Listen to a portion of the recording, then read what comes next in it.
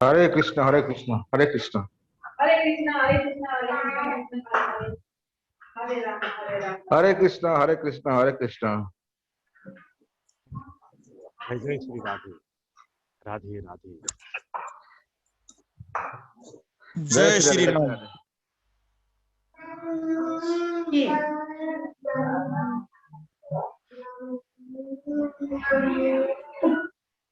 हस् म सुरु गर्छु।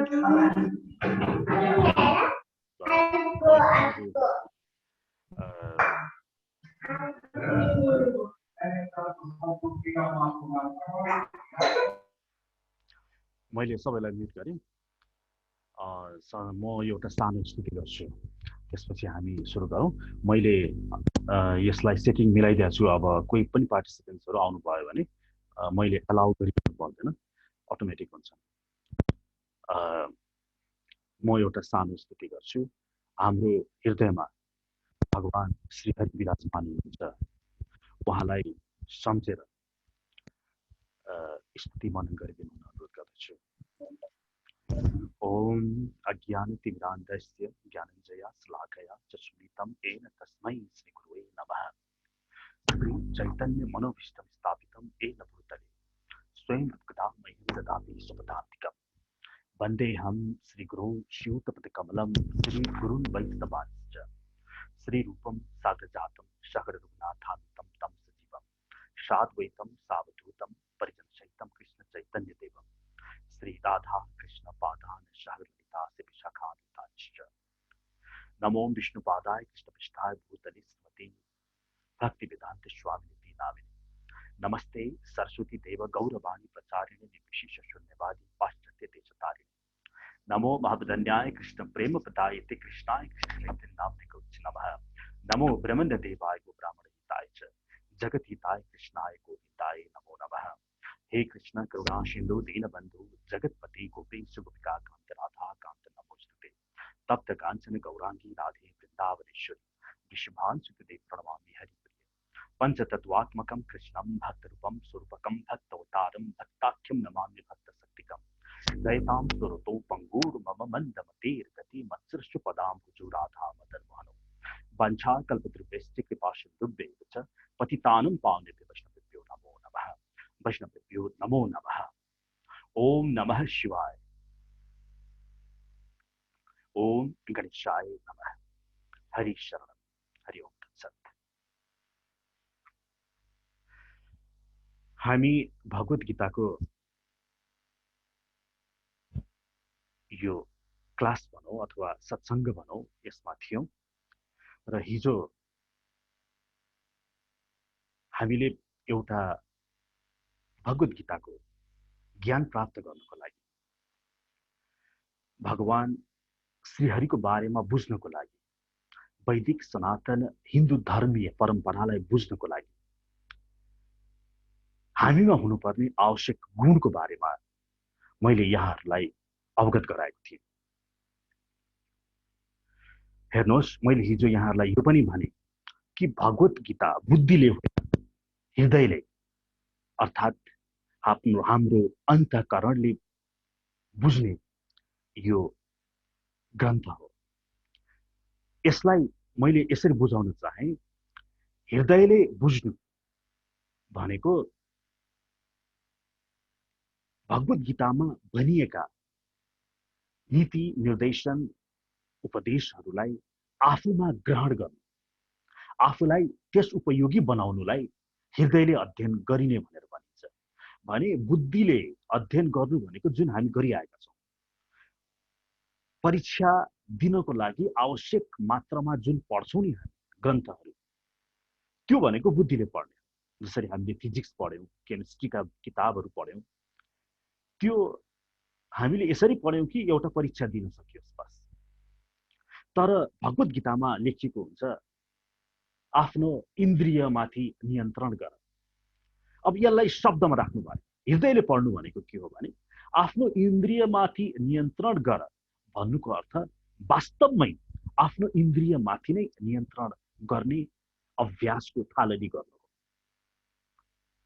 तसर्थ भगवत गीता यहाँ कुनै हामी परीक्षा दिनको लागि पढ्न आएका होइनौँ। हामी यहाँ भगवत गीता आफ्नै उद्धार गर्नको लागि, आफूलाई जान्नको लागि, आफ्नो बोध गर्नको लागि, म को हुँ भनेर बुझ्नको लागि, मेरो गन्तव्य कहाँ छ भनेर बुझ्नको लागि, र म कहाँबाट आएँ, म कस्तो थिएँ, म के थिएँ आदि इत्यादि बुझ्नको लागि भगवत गीता हो। तसर्थ मैले हिजो यहाँहरूलाई जुन भने त्यसलाई म एकपल्ट पुनः स्मरण गराउन चाहे। पहिलो कुरा त भगवत गीतालाई हृदयले पढ्नको लागि हामीमा केही गुणहरू हुन आवश्यक छ।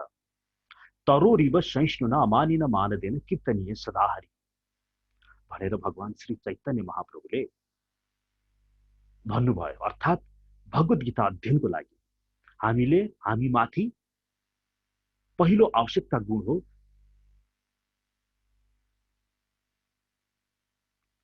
यो तृणभन्दा पनि तुच्छ रहनु। तृणादपि सुनिचेन, आफूलाई तृणभन्दा पनि तुच्छ सम्झिनु, मलाई केही थाहा छैन भनेर सम्झनु। स्मरणीय रहोस्, यहाँ सम्झनु भन्नाले कल्पना गर्नु होइन है, पक्का हो हामी तृणभन्दा तुच्छ नै छौँ। यति विशाल ब्रह्माण्डीय सृष्टि हेर्नुहोस् त, त्यसमा अनेकौं विशाल ब्रह्माण्डहरू छन्। प्रत्येक ब्रह्माण्डभित्र अनेकौं सूर्यहरू छन्, चन्द्रहरू छन्। अनि त्यस अनेकौं सूर्य चन्द्र ग्रहादि लोकहरूभित्र अनेकौं महादेशहरू छन्। अनि ती अनेकौं महादेशहरूभित्र अनेकौं शहरहरू छन्। अनि ती शहरहरूभित्र अनेकौं गाउँहरू छन्। अनि त्यो गाउँभित्र अनेकौं घरहरू छन्। अनि त्यो घरभित्र विभिन्न सदस्यहरू छन्। अनि त्यस सदस्य मध्ये तपाईँ एक। तर यति ठुलो हुनुहुन्छ, हामी यति सम्झिन्छौँ कि सबैभन्दा ठुलो चन्द्र सूर्य तारा ब्रह्माण्ड भन्दा पनि ठुलो अहंकार लिएर बसेको छ त्यो तुच्छ मानवले। हेर्नुहोस् है, तसर्थ म तुच्छ हुँ भनेर यो जुन सम्झनु भनेर भनियो नि, यो वास्तवमा कल्पना होइन है, यो वास्तविक हो। तसर्थ आफूलाई वास्तविक ज्ञान, वास्तविक धरातलमा ल्याएर पट्किएर सत्यमा राखेर म तुच्छ नै हुँ भनेर त्यो भावना बोकेर भगवत गीता अध्ययन गर्नुभएको छ। त्यसपछि तरोरिव सहिष्णुना, रुख जस्तो, वृक्ष जस्तो सहिष्णु हुनु पर्यो। अमानिन मानदेन, मान दिने कार्यमा आफूलाई अग्रपङ्क्तिमा राख्ने, तर मान लिने कार्यमा भने कान थुनिने, एउटा कानले सुन्ने अर्को कानले उडाइदिने। अनि मात्रै हाम्रो कीर्तनीय सदाहरि, हरिलाई कीर्तन गर्दै हाम्रो उन्मुखता प्रखर हुन जान्छ। त्यसपछि मैले अर्को 4वटा धर्मका पाउहरूको बारेमा पनि हिजो चर्चा गरेको थिएँ। किन त भन्दाखेरि भगवत गीताको अध्ययन के को लागि त, म पुनः भन्छु यो कुरा। विभिन्न मिडियाहरूमा भगवत गीता किन त भन्दाखेरि हामीमा वैराग्यता पाउनको लागि, अथवा चोरी नगर्न, हिंसा नगर्न, अथवा सबैलाई प्रेम गर्नको लागि, अथवा जन्मेर आउँदाखेरि के लिएर आएको थिइस् र मरेपछि के लिएर जाने होस् र भनेर बुझ्दै वैराग्यताको प्रखरमा पुग्नको लागि भनेर आदि व्याख्या गरिन्छ भगवत गीताको सार भनेर। तर त्यो होइन है। भगवत गीताको सार भनेको के हो यो कुरा बुझ्न अति आवश्यक छ। मैले हिजो पनि भने, स्वयं भगवान श्री कृष्ण जुन भगवत गीतामा वक्ता हुनुहुन्छ, उहाँले नै भन्नुहुन्छ नि गीताको 18औं अध्यायमा अन्तिममा अर्जुनलाई, सर्वगुह्यतमं भूयः शृणु ते परमं वचः। हे अर्जुन, सुन, सर्वगुह्यतमं, जसरी फास्टर फास्टेस्ट हुन्छ नि, त्यस्तै गरिकन संस्कृतमा गुह्य, गुह्यतर, गुह्यतम हुन्छ। भित्री कुरा, झन् भित्री कुरा, अनि अति भित्री कुरा, अनि सर्वगुह्यतमम, सबैभन्दा भित्री कुरा। हेर्नुहोस् है, तसर्थ सबैभन्दा भित्री कुरा म भन्छु है भनेर 18औं अध्यायमा भगवान श्रीकृष्णले अर्जुनलाई भन्नुहुन्छ। के भन्नुहुन्छ त भन्दाखेरि, मनमना भव मदभक्तु मद्याजी माम नमस्कुरु, मलाई नै मनमा राख, माम नमस्कुरु, मलाई नै नमस्कार गर, माम एकम शरणम व्रज सर्वधर्मान परित्याज्य, सबै लोक धर्महरूलाई परित्याग गरेर माम एकम, म एक लोकको शरणमा आऊ, अहम त्वा सर्व पापेभ्यो मोक्षयिष्यामि मा शुचः, म तेरो सबै पापहरू नष्ट गरिदिन्छु। हेर, यसो गर्दाखेरि नडरा मासुचः, नडरा। अर्थात् यो अन्तिम उपदेश, यो हो भगवत गीताको अन्तिम लक्ष्य। मैले हिजो एउटा सानो उपमा दिएको थिएँ नि, यहाँबाट पोखरा जानु छ भनेदेखि त त्यहाँ कसरी जाने भन्ने एउटा पुस्तिका छ भने त्यसमा विभिन्न लेखिएको हुन्छ। जस्तै मुगलिङमा ओर्लिएर खाना खानु पर्ला, अथवा बाटोमा यात्रा सफर लाग्छ भनेर हुनसक्छ एभोमिन खानु पर्ला, अथवा यसो गर उसो नगर लेखिएको हुन्छ, यताउति कुरा लेखिएको हुन्छ। भगवत गीतामा पनि यताउति कुरा लेखिएको नै छ। तर यात्राको अन्तिम लक्ष्य के हो? पोखरा पुग्नु हो। त्यस्तै गरिकन 18औं अध्यायको 66औं श्लोकमा भगवत गीता पढिसकेपछि भगवानले के भन्नुभयो? सबैभन्दा गुह्यतम पुत्री कुरा म भन्छु, त्यो हो ममा शरणागति। हेर्नुहोस् है, तसर्थ भगवत गीता पढेर हामीमा भगवान श्री हरि कृष्ण प्रति शरणागति जागेन भने त्यो अन्तिम लक्ष्य प्राप्त भएन। जति नै ज्ञान प्राप्त गरोस्, जति नै यताउतिका कुराहरू उसले जानोस्, त्यो श्री कृष्णमाथि हुने शरणागति प्राप्त गर्नको लागि यी सुरुवातका गुणहरू आवश्यकता छ। तृणभन्दा पनि तुच्छ रहनु, रुख जस्तै वृक्ष जस्तै सहिष्णु हुनु, मान अपमानमा सम हुनु, र साथै 4वटा धर्मका पाउहरूको बारेमा पनि मैले हिजो विमोचन गरेको थिएँ। मैले भनेको थिएँ सत्य, दया, तपस्या र शुद्धता, यो 4वटा धर्मका 4 पाउ। यसलाई हामीमा जलमल गर्नु आवश्यक छ। यो अझै मोटाओस्, हामीमा सत्यता अझै मोटाओस्, जुन छ अहिले त्यो अझै मोटाओस्। तसर्थ सत्यता मोटाउनुको लागि मैले आग्रह गरेको थिएँ हिजो कि सत्यताको जलमल गर्नको लागि भौतिक रूपमा के क्रिया गर्ने भन्दाखेरि जुवा तास नखेल्ने, त्यसदेखि टाढा रहने। अर्थात् जुवा तास नखेल्नु भनेको धर्म हो भने सत्यता जुन तपाईले प्राप्त गर्नुहुन्छ यो आध्यात्मिक उपलब्धि हो। त्यसपछि अर्को धर्मको पाउ मैले दया भनेको थिएँ।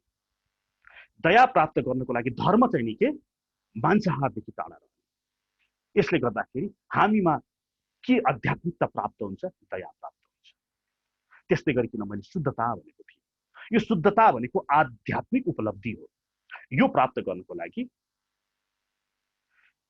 शुद्धता प्राप्त गर्नको लागि विसली गमनाथ भन्छ नि संस्कृतमा, पर स्त्री पर पुरुष सम्बन्धदेखि आफूलाई टाढा राख्ने भने। अर्को तपस्या भनेको थिएँ। यो तपस्या आध्यात्मिक उपलब्धि प्राप्त गर्नको लागि धार्मिक कार्य चाहिँ के गर्ने त भन्दा नशालु पदार्थको सेवन नगर्ने। अब यति कुरा बुझिसकेपछि यहाँहरूले बुझ्नुभयो होला हामीले भगवत गीताको लागि यी आवश्यक सुरुका हामीमा हुनुपर्ने क्यारेक्टरिस्टिक किन यसलाई जलमल गर्नु पर्यो मैले भनिहालेँ। त्यसको कारण हो श्रीहरि प्राप्तिको लागि, किनभने त्यो अन्तिम छ। भगवानमा शरणागति हुने भन्ने यो शब्द हो। यो शब्द तपाईले परीक्षा दिए भने मजाले लेख्न सक्नुहुन्छ। तर हृदय च्यातेर हेरे भने हनुमानजीले च्यातेर देखाउनु भएको थियो नि, त्यहाँभित्र के थियो? राम राम राम थियो। हो, त्यो हो शरणागति। तपाईको हृदय च्यातेर हेर्दाखेरि त्यहाँ के छ? मतलब आध्यात्मिक हृदय है। डाक्टरले अपरेसन गरेको जस्तो गरेर त्यहाँभित्र गऱ्यो भने त मुटु देखिन्छ, मासु देखिन्छ, रगत देखिन्छ। तर यहाँ आध्यात्मिक हृदयको कुरा भइरहेको छ। अन्तःकरण च्यातेर हेऱ्यो भने त्यहाँभित्र क्रोध छ कि, हिंसा छ कि, कसैप्रति द्वेष छ कि, त्यो हुनु भएन। त्यहाँभित्र के हुनु पर्यो? हरि हुनु पर्यो, कृष्ण हुनु पर्यो। त्यसलाई भनिन्छ हृदय शरणागति। त्यो प्राप्त गर्नको लागि यी आवश्यक कदमहरू। अब हामी अगाडि बढौँ। अब आज चाहिँ म भगवत गीताको बारेमा अझै यो कुनै पनि यो भगवत गीता भनेको स्वर गएर पढ्न थालिहाल्ने विषय पनि होइन। यसको लागि आफूलाई प्रिपेयर गर्न आवश्यक छ। पहिलो कुरा त बजारमा विभिन्न भगवत गीताका संस्करणहरू उपलब्ध छन्। अहिले रामपाल भन्नेको भगवत गीता अझ निशुल्कमा प्राप्त भइरहेको छ बजारमा, जहाँ यो पस्यो भन्ने सिद्धान्त ल्याइन खोजिएको छ। अर्थात् भगवान श्रीकृष्णले जुन ज्ञान यस भगवत गीतामा दिनुभयो त्यसको वक्ता श्रीकृष्ण होइनन् है। श्रीकृष्ण भनेको एउटा बोटली फिगर हो। त्यसभित्र कोही अन्य प्रेत स्वरूपमा प्रवेश गर्यो, अनि त्यसले भगवत गीताको ज्ञान लियो भनेर मान्छेलाई झुक्क्याएर यो किसिमको एउटा मिथ्या भ्रम प्रचार गरेर कोही अन्यलाई नै परम तत्त्व प्रमाणित गर्न खोज्दै एउटा समूह, एउटा मात्र होइन धेरै समूह हावी छ।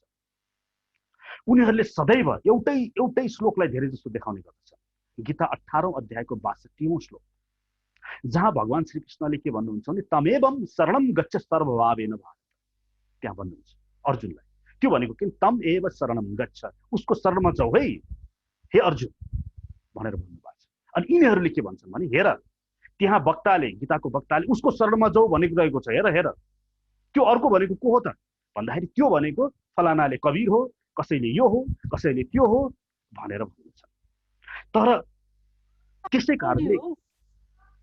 कारणले भगवत गीतालाई जस पाए उसकैको अनुवाद हामीले अध्ययन गर्नु हुँदैन। त्यो 18-62 श्लोकलाई पढ्नको लागि 18-61 श्लोक पनि हेर्न जरुरी छ। 18को 61 श्लोकमा के लेखिएको छ भने ईश्वरः सर्वभूतानां हृदयेषु अर्जुन तिष्ठति, अर्थात् हे अर्जुन ईश्वर सबै जीवहरूको हृदयमा निवास गरेको छ है, 18-61 मा भन्नुहुन्छ। अनि त्यसपछि 18-62 मा भन्नुहुन्छ तमेव शरण गच्छ, त्यसको शरणमा जाऊ है तिमी भनेर। अर्थात् भगवान श्रीकृष्णले अर्जुनलाई त्यहाँ भन्दै हुनुहुन्थ्यो कि 18-61 मा जुन इङ्गित गरियो नि सबैको हृदयमा विराजमान भएका ईश्वर परमात्मा स्वरूप, त्यसको शरणमा जाऊ। र त्यो हृदयमा बसेको परमात्मा स्वरूप ईश्वर को हो त भनेर यता 15औं अध्यायको 15औं श्लोकमा सर्वस्य चहम हृदय सन्निविष्टो, सर्वस्य सबैजनाको स अहम अहम हृदय सन्निविष्टो, म हृदयमा बसेको छु। उता 10औं अध्यायको 20औं श्लोकमा पनि अहम आत्मा गुडाकेश सर्वभूताशय स्थितः, म नै हे गुडाकेश हे अर्जुन सबैको हृदयमा बसेको म हुँ। अर्थात् त्यहाँ 18-61 र 62 श्लोकमा भगवानले मेरै त्यो परमात्मा स्वरूपको शरणागत हो भन्न खोज्नु भएको। तर यहाँ भ्रामक प्रचार गरेर व्यक्तिहरूले त्यस श्रीकृष्णमा प्रेत स्वरूपमा कोही व्यक्तिहरू प्रवेश गरेको भनेर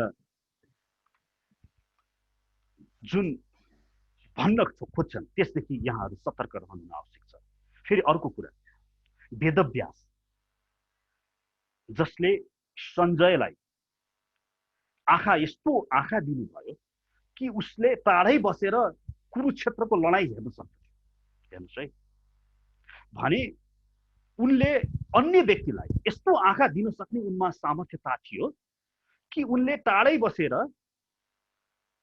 त्यो सञ्जयले कुरुक्षेत्रको सबै घटनाक्रम हेर्न सक्ने शक्ति दिन सक्नुभयो। त्यस्ता व्यक्तिले जब भगवत गीताको महाभारत लेख्नुभयो उहाँले चाहिँ नि त्यो कृष्णभित्र प्रेतवश छिरेको चाहिँ देख्न सक्नु भएन। र अहिले आएर यी कलियुगे कोही फटाहरूले चाहिँ नि भगवान श्री हरि कृष्णभित्र कोही अन्य पसेको देखेछ। आफै सानो तर्क लगाउनुहोस्। तसर्थ यस्ता मिथ्या प्रचारवादीदेखि हामी सतर्क रहन आवश्यक छ। त्यति मात्र होइन, यो भगवत गीताका विभिन्न संस्करणहरू कोही चाहिँ डाक्टरले लेखेको छ। डाक्टरले चाहिँ भगवत गीतालाई उसले आफ्नै आफ्नै तरिकाले व्याख्या गरेर लेखिदिएको छ। डाक्टर भनेर अगाडि डा थपिदिएपछि त विद्वान भयो हाम्रो नजरमा। विद्वान भनेको डाक्टर, इन्जिनियर, वकिल, त्यो विद्वान भनेर भगवान श्रीकृष्णले समर्थन गर्नुभएको छैन। गीताको 13औं अध्यायको 8, 9, 10, 11, 12 श्लोकमा अमानित्वम, अदम्भित्वम, अहिंसा, जस मान अपमानमा सम छ, अदम्भित्वम जसमा दम्भ छैन, घमण्ड छैन, अहिंसा जो अहिंसावादी छ, आचार्य उपासनम, शौचम जो शुद्ध छ, आचार्यको उपासना अर्थात् आफ्नो गुरुको शरणमा परेको छ, इन्द्रिय अर्थीसु वैराग्यम जसले इन्द्रियहरूलाई दमन गर्न सक्दछ, जो पुत्रदार गृह आदिसु जो चाहिँ नि पुत्र श्रीमती गृह आदिदेखि अनासक्त छ। यसरी 20वटा लक्षण बताउनु भएको छ, 22वटा 13औं अध्यायको 8, 9, 10, 11, 12। इति ज्ञानम अज्ञान यतदो अन्यथा, अर्थात् यस्तो क्यारेक्टरिस्टिक गुण भएको व्यक्तिलाई म ज्ञानी भन्दछु है, अन्य सबै अज्ञानी भनेर भगवान श्रीकृष्णले ज्ञानी भनेको को हो भनेर बताउनु भएको छ। भने हामीले हाम्रो चाहिँ नि परिभाषा अनुसार अगाडि डा भयो भने अथवा पिएचडी गरे भने अथवा इन्जिनियर भयो भने अथवा यिनीहरूलाई ज्ञानी भन्छ, अथवा वकिल भयो भने अथवा नेता भयो, यिनीहरू अवश्य पनि ज्ञानी हुन्, तर आफ्नो क्षेत्रमा, आफ्नो भौतिक क्षेत्रमा। तर सर्वस्व जुन आध्यात्मिक क्षेत्रमा अज्ञानी नै मानिन्छ। तसर्थ यहाँ डाक्टर नाम दिएर एकजना डाक्टरको गीता पनि मैले देखेको थिएँ, जहाँ उनले कुरुक्षेत्रको लडाइँ भनेको चाहिँ एउटा हाम्रो शरीर हो अरे, अनि त्यहाँ अर्जुन भनेको चाहिँ हाम्रो दिमाग हो अरे, अनि त्यसपछि कृष्ण भनेको चाहिँ हामी हो अरे। यसरी चाहिँ उनले व्याख्या गरेको एउटा पुस्तक पनि रहेछ। त्यति मात्र होइन, म्याक्स मुलर आदिका गीता ग्रन्थहरू छन् जसमा उनीहरूले आफ्नो तरिकाले व्याख्या गरेका छन्। तसर्थ म यहाँहरूलाई आग्रह गर्न चाहे, मैले हिजो आइन्स्टाइनहरूको बारेमा कुरा गरेको थिएँ। हाम्रो वैदिक सनातन हिन्दू धर्ममा आदि शङ्कराचार्य, मध्वाचार्य, निम्बार्काचार्य, रामानुजाचार्य र विष्णु स्वामी र वल्लभाचार्य, यी आइन्स्टाइनहरूले लेखेको गीता नै उहाँहरूले भाष्य गर्नुभएको छ गीता। उहाँहरू जगतगुरु हुन्, हाम्रा वैदिक सनातन हिन्दू धर्मका उहाँहरू मूर्धन्य विद्वानहरू हुन्, आइन्स्टाइनहरू हुन्, न्युटनहरू हुन्। तसर्थ उहाँहरूले भाष्य गर्नुभएको गीता नै अध्ययन गर्नुहुन मैले आग्रह गरेँ। म एकचोटि तपाईँहरूलाई म आफ्नो स्क्रिनमा देखाउन चाहे। यसलाई यहाँ सेयर स्क्रिन यहाँ रहेछ।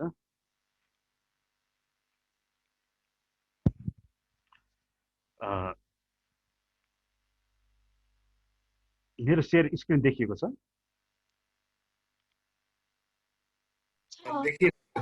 हस् हस्, एकछिन है, यहाँनिर मैले टिको पार राखेको थिएँ। यो लिङ्कमा जानुभयो भने कन्ट्रोल सी गरेँ मैले। यो लिङ्क मैले यहाँ पठाइदिन्छु। यो अहिले म पठाइदिउँ ल यहाँहरूलाई।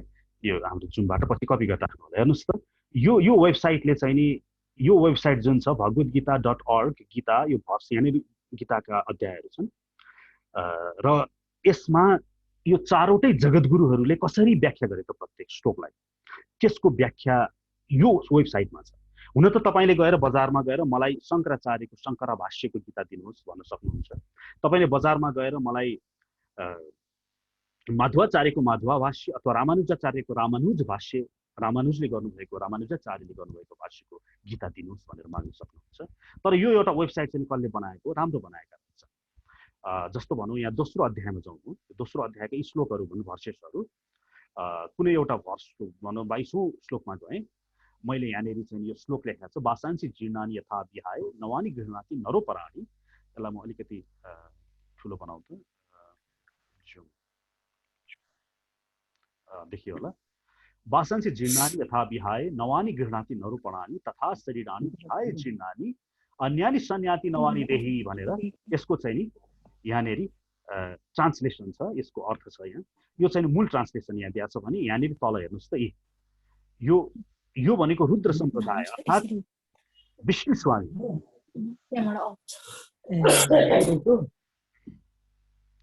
यहाँ हेर्नुहोस् त, रुद्र सम्प्रदाय अर्थात् यो वल्लभा जगतगुरु विष्णु स्वामीले चाहिँ यसलाई कसरी, यही श्लोकलाई, यो भनेको के हो भने, म नेपालीमा भनौँ पहिला, जसरी हामीले जसरी हामीले लुगा फोहोर भएपछि लुगा पुरानो भएपछि पुरानो वस्त्र त्याग गर्छौँ, त्यसै गरिकन आत्माले पनि शरीर पुरानो भएपछि नयाँ नयाँ शरीर परिवर्तन गर्दछ। अब यही कुरालाई यहाँनिर यो विष्णु स्वामीले चाहिँ, it may be submitted that although the eternal soul is not slain yet and still reflecting on the total destruction of the physical body, one might still grieve. To answer this, it is being put forth that just as new physical bodies which are dependent on karma or reactions from one's actions in the present life will surely continue, so there is no need for grief at the destruction of old worn out bodies. This is the proper understanding. भनेर यो कसले भनिदिनु भयो? विष्णु स्वामी भने। यही श्लोकलाई अर्का जगतगुरु, यो ब्रह्मा, यो चाहिँ हाम्रो मध्वाचार्यले, जसको द्वैत दर्शन थियो, हिजो मैले भनेको थिएँ मध्वाचार्यको जगतगुरु मध्वाचार्यको द्वैत दर्शन थियो, उनले आफ्नै तरिकाले यस भर्सलाई व्याख्या गर्नुभयो। In this verse the supreme यताको मैले देखिनँ।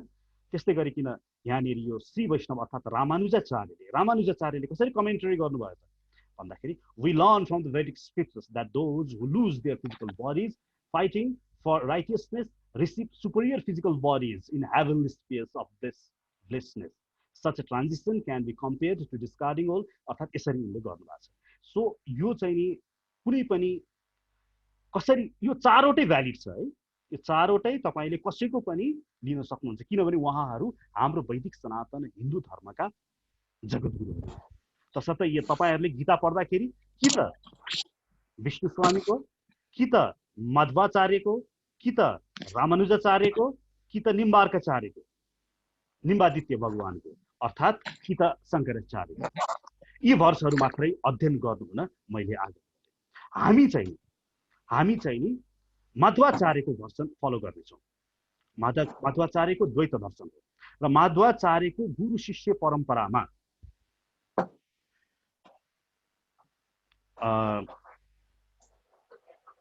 यो माधवाचार्यकै गुरु शिष्य परम्परामा भगवान श्री चैतन्य महाप्रभु आउनुभयो र भगवान श्री चैतन्य महाप्रभुले अचिन्त्य भेदाभेद दर्शनले माधवाचार्यको द्वैत दर्शनलाई सिंगार्नु भयो र त्यही अचिन्त्य अभेद दर्शनमै स्वामी श्रील प्रभुपाद आउनुभयो र उहाँबाट जुन गीता लेखियो भनौँ, रचना गरियो, अर्थात् उहाँले लेखेको त होइन, यो गुरु शिष्य परम्पराबाट आएको हुनाले जुन माधवाचार्यको द्वैत दर्शन छ त्यही द्वैत दर्शन नै परिष्कृत रूपमा लेख्नुभयो हाम्रा गुरु प्रभुपाद.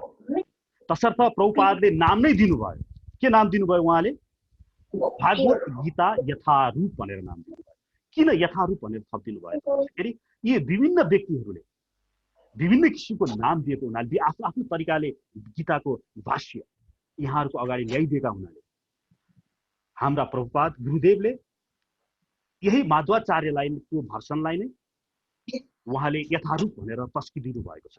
यथारूप अर्थात् मैले यसलाई केही छोडेको छैन है, जे छ त्यही यथारूप, as it is, Bhagavad Gita as it is भनेर उहाँले आफ्नो बुद्धि, आफ्नो तर्क, व्यक्तिगत विचारहरू त्यहाँ नघुसाइकन, आफ्नो बुद्धि प्रयोग नगरिकन यथारूप भनेर हामीलाई संस्करण उपलब्ध गराइदिनु भएको छ.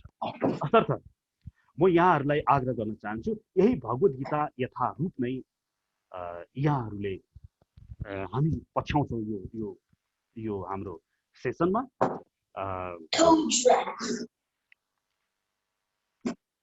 एकचोटि यहाँ हेर्नु होला, यो भगवत गीता यथारूप भन्ने चाहिँ नि नेपालीको सहित यो विश्वका विभिन्न भाषाहरूमा, चाइनिज, अरबियन भाषाहरूमा पनि यो भगवत गीता यथारूप पाइन्छ.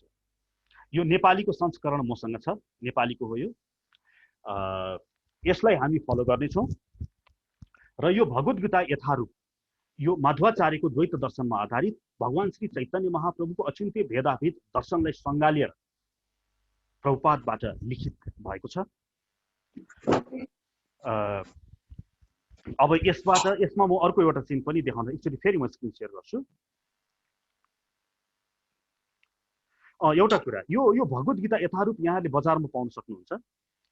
यसलाई इस्कन, अन्तर्राष्ट्रिय कृष्ण भावना भावित सङ्घ इस्कन बुढानी कण्ठमै गएर खरिद गर्नुभयो भने त्यहाँ यो छापिएको पैसालाई मात्र लिएर उहाँहरूले 300 रुपियाँमा उपलब्ध गराउँछ भने यता भाटभटिनीतिर गएर किन्नुभयो भने 350, 400, कहीँ उनीहरूले आफ्नो व्यापारीहरूले भए तपाईँलाई थाहा हुन्छ 450, 500 सम्म पनि बेचेको मैले देखाएको छु. तसर्थ यसको पैसा चाहिँ नि 300 रुपियाँ हो. र म चाहिँ नि मलाई मेरो घर नजिकै कोही हुनुहुन्छ, म यहाँ कपनमा आफ्नो माइक कसैले अफ गरिदिनुहुन्छ कि यहाँ साउन्ड आइरहेछ. म यहाँबाट अफ गरेँ पर्छ है.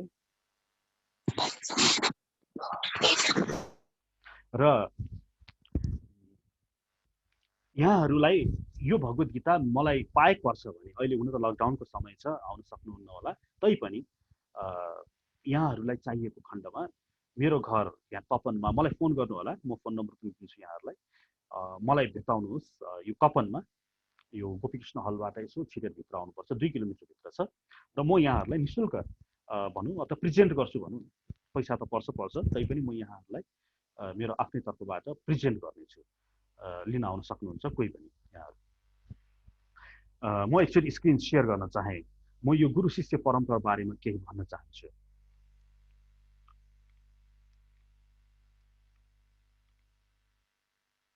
अम, कता हो?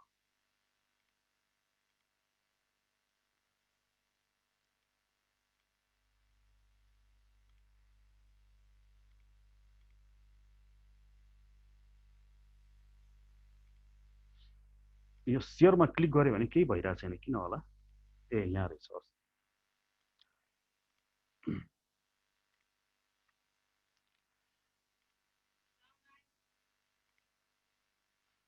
हेलो, मेरो साउन्ड आइरहेछ? हजुर आइरहेछ। ओके, दाजु यो पीडीएफ फाइल पनि छ हेर्नुहोस् त अङ्ग्रेजीमा, भगवत गीता एज इट इज। यो पीडीएफ फाइल पनि अङ्ग्रेजीमा यहाँहरू बुझ्नुहुन्छ भने म तपाईँहरूलाई यो पीडीएफ फाइल पनि पठाइदिन सक्छु अहिलेलाई पढ्नको लागि। अङ्ग्रेजीमा छ, तर यो नेपालीमा चाहिँ नि पीडीएफ फाइल मैले पाइनँ, छैन क्या अरे। सो यहाँनिर एउटा गुरु शिष्य परम्पराको बारेमा यो इन्ट्रोडक्सनमा द डिसाइप्लिक सक्सेसन, सबभन्दा पहिला यो प्रभुपादको बारेमा यसो हेरौँ।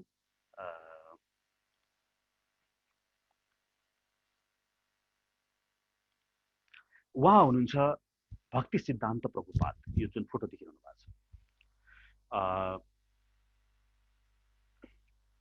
प्रभुपादको बारेमा म यसो छोटकरीमा यसो जानकारी दिन चाहे। पहिला यहाँनिर डिसाइप्लिक सक्सेसन हेरौँ। हेर्नुहोस् त यहाँनिर माधवा लेखेको छ नि 5 नम्बरमा। उहाँ हुनुहुन्छ जगतगुरु माधवाचार्य, जसको भाष्य हामीले अध्ययन गर्दछौँ। यी माधवाचार्यका गुरु हुन् वेदव्यास, वेदव्यासका गुरु हुन् नारद मुनि, नारद मुनिका गुरु हुन् स्वयं ब्रह्मा, र ब्रह्माका गुरु हुन् भगवान श्री हरि कृष्ण। यसरी कृष्णबाट ब्रह्माजी, ब्रह्माजीबाट नारद मुनि, नारद मुनिबाट व्यास, व्यासबाट माधवाचार्य। यी माधवाचार्य स्वयं वायुदेव हुनुहुन्छ हाम्रो आचार्यहरूले, र शास्त्रमा पनि यसको बारेमा उल्लेख गरिएको छ। र माधवाचार्यका शिष्य भए पद्मनाभ, उनका शिष्य भए नरहरि, उनका शिष्य भए माधव, अक्षोभ्य, जयतीर्थ, उनका शिष्य जगत। यसरी हेर्नुहोस् त गुरु शिष्य परम्परा आउँदैछ। र यहाँनिर गएर यो चाहिँ नि ब्रह्मतीर्थ व्यासपुरा हुँदै हुँदै ईश्वरपुरी 21 नम्बरमा भने यहाँनिर 22 नम्बरमा हेर्नुहोस् त यहाँनिर चैतन्य महाप्रभु आउनुभयो। अर्थात् यही मध्वाचार्यको गुरु शिष्य परम्परामै चैतन्य महाप्रभु आउनुभयो, र चैतन्य महाप्रभुबाट अचिन्त्य भेदाभेद दर्शनको प्रतिपादन भयो। र चैतन्य महाप्रभुका शिष्य भए रूप गोस्वामी, स्वरूप सनातन गोस्वामी आदि। त्यसपछि उहाँका गुरु भए रघुनाथ जीव गोस्वामी, उनका गुरु भए कृष्णदास, उनका गुरु भए नरोत्तम दास ठाकुर, उनका गुरु भए विश्वनाथ चक्रवर्ती, उनका गुरु भए जगन्नाथ बलदेव जगन्नाथ बाबाजी, उनका गुरु भए भक्ति विनोद ठाकुर, उनका गुरु भए गौर कृष्ण, उनका शिष्य भए भक्ति सिद्धान्त सरस्वती ठाकुर। र यी भक्ति सिद्धान्तका सरस्वती ठाकुरका शिष्य हुन् प्रभुपाद, जसको अघि फोटो देखाएँ, उहाँ 32 नम्बरमा हुनुहुन्छ। यहाँ एसी भक्ति वेदान्त स्वामी श्रील प्रभुपाद। यी प्रभुपादका शिष्य हुन् महाविष्णु स्वामी महाराज, 33 नम्बरमा, यहाँ लेखिएको छैन। र उहाँका शिष्य महाविष्णु स्वामी महाराजबाट मैले दीक्षा लिएँ, म वल्लभ चैतन्य दास, अर्थात् मेरा गुरुका गुरु हुनुहुन्छ भक्ति वेदान्त। र यसरी यो जुन ज्ञान आएको छ नि, यो ज्ञान भगवान श्री हरि कृष्णबाट नै आएको छ भने माधवाचार्यको तपाईँले यो गुरु शिष्य परम्पराको बारे मैले वर्णन गरेँ। रामानुजाचार्यको हेर्नुहुन्छ भने यो भगवान श्री कृष्णबाट ब्रह्माजीलाई होइन, भगवान श्री कृष्णबाट लक्ष्मी माता हुँदै आएको यस्तै गुरु शिष्य परम्परा छ। यसलाई श्री वैष्णव भनेर भनिन्छ। त्यस्तै गरिकन भगवान श्री कृष्णबाट 4 कुमार सनत सनातन सनन्दन सनत कुमार, उहाँहरूलाई हुँदै हुँदै हुँदै हुँदै हुँदै अर्को गुरु शिष्य परम्परा छ जसलाई निम्बार्की सम्प्रदाय, अहिले निम्बार्की वैष्णव भनेर भनिन्छ। भने त्यस्तै गरिकन श्री कृष्णबाट भगवान शिवजीलाई ज्ञान दिएर शिवजीबाट भएर आएको अर्को सम्प्रदाय छ जसलाई रुद्र सम्प्रदाय भनिन्छ। र त्यही रुद्र सम्प्रदायमा नै विष्णु स्वामी र वल्लभाचार्य उहाँहरू आएर उहाँहरूले आफ्नो शुद्ध अद्वैत दर्शनले सिंगार्नु भयो। यो चाहिँ डिसाइप्लिक सक्सेसन, यसरी गुरु शिष्य परम्पराबाट ज्ञान आएको छ। तसर्थ यहाँ कोही व्यक्ति आएर भगवत गीता भन्दछ जसको गुरु पनि थाहा छैन, ऊ आफ्नो विचारले आफ्नो व्यक्तिगत कुरा लाद्दछ भने त्यसलाई यहाँहरूले त्यसदेखि टाढा राख्नुपर्दछ। यदि गुरु शिष्य परम्परामा आएको छ त्यो पनि जगतगुरुबाट भनेदेखि त उहाँहरूलाई हामीले स्वागत गर्नुपर्दछ, उहाँहरूले भनेको सत्य हुनुपर्दछ। तसर्थ यो अहिले कलियुग छ, कलियुगमा जेमा पनि मिलावट हुन्छ, यो मिलावटदेखि सावधान मैले गराएँ। र जहाँसम्म भक्ति सिद्धान्त यो हाम्रो प्रभुपादको कुरा छ, म प्रभुपादको बारेमा म केही भन्न चाहन्छु। जसले यो भगवत गीता लेख्नुभयो, हाम्रा प्रभुपाद हामीले विष्णुपाद परमहंस परिव्राजकाचार्य अष्टोत्तर सत श्रीमद् अभय चरणारविन्द भक्ति वेदान्त स्वामी श्रील प्रभुपाद भनेर यति लामो उहाँलाई हामीले आदरपूर्वक भन्दछौँ। उहाँको जन्म चाहिँ नि 1896 मा भारतको कोलकाता नगरमा भएको थियो। उहाँको गुरु हुनुहुन्थ्यो भक्ति सिद्धान्त सरस्वती ठाकुर। उहाँसँग 1922 मा कलकत्तामा उहाँको पहिलो भेट भएको थियो।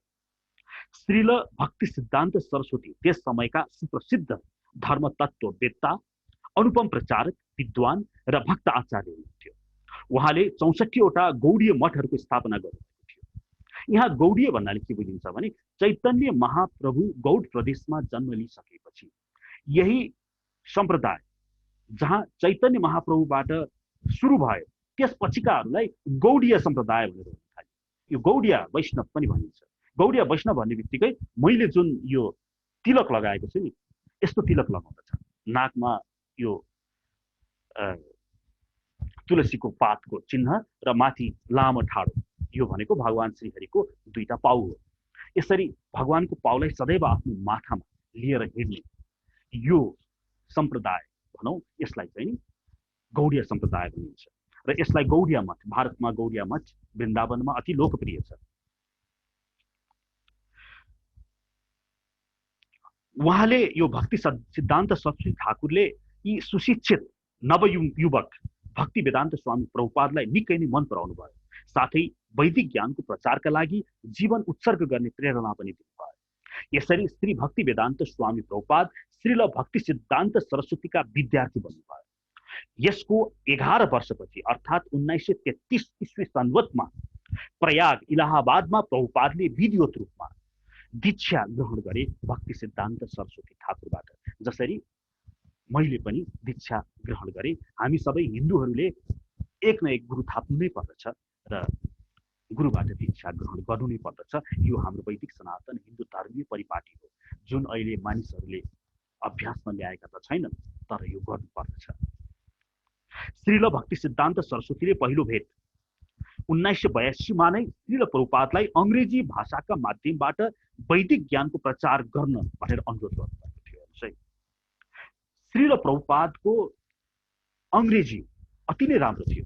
तसर्थ उहाँलाई यो भगवत गीताको ज्ञान वसुधैव कुटुम्बकम भन्छ नि हाम्रो वैदिक सनातन हिन्दू धर्मलाई, यो ज्ञान त हाम्रो मात्र होइन, यो त विदेशीहरूले पनि, उनीहरू मलेच्चे भइगए, हाम्रो वैदिक परिपाटीदेखि टाढा गए, तर उनीहरूलाई पनि सिकाउनु पर्यो है भनेर पहिला नै 1922 मा नै प्रभुपादलाई भन्नुभएको थियो। तर प्रभुपादले त्यतिखेर गर्न सक्नु भएन। अनि 1944 मा प्रभुपाद त्यही बस्नु भएको थियो। उहाँले कसैको आर्थिक सहयोग बिना नै कलकत्ताबाट एउटा अङ्ग्रेजी पाक्षिक पत्रिका प्रकाशन गर्न थाल्नुभयो। रचना, सम्पादन, पाण्डुलिपि टाइपिङ र मुद्रण सामग्रीको समेत व्यवस्था उहाँ आफैले गर्नुहुन्थ्यो। यसरी पत्रिका छापेर पाठकहरूलाई एक प्रति निशुल्क वितरण गर्नुहुन्थ्यो। पत्रिकालाई बचाइराख्न उहाँले ठुलो सङ्घर्ष गर्नुभयो। सङ्घर्षकै परिणामस्वरूप पत्रिका प्रकाशित भइरह्यो। सुरु भएदेखि अहिलेसम्म चलेको छ। आजसम्म पनि शिष्यहरूद्वारा त्यो पत्रिका चलाइएको छ।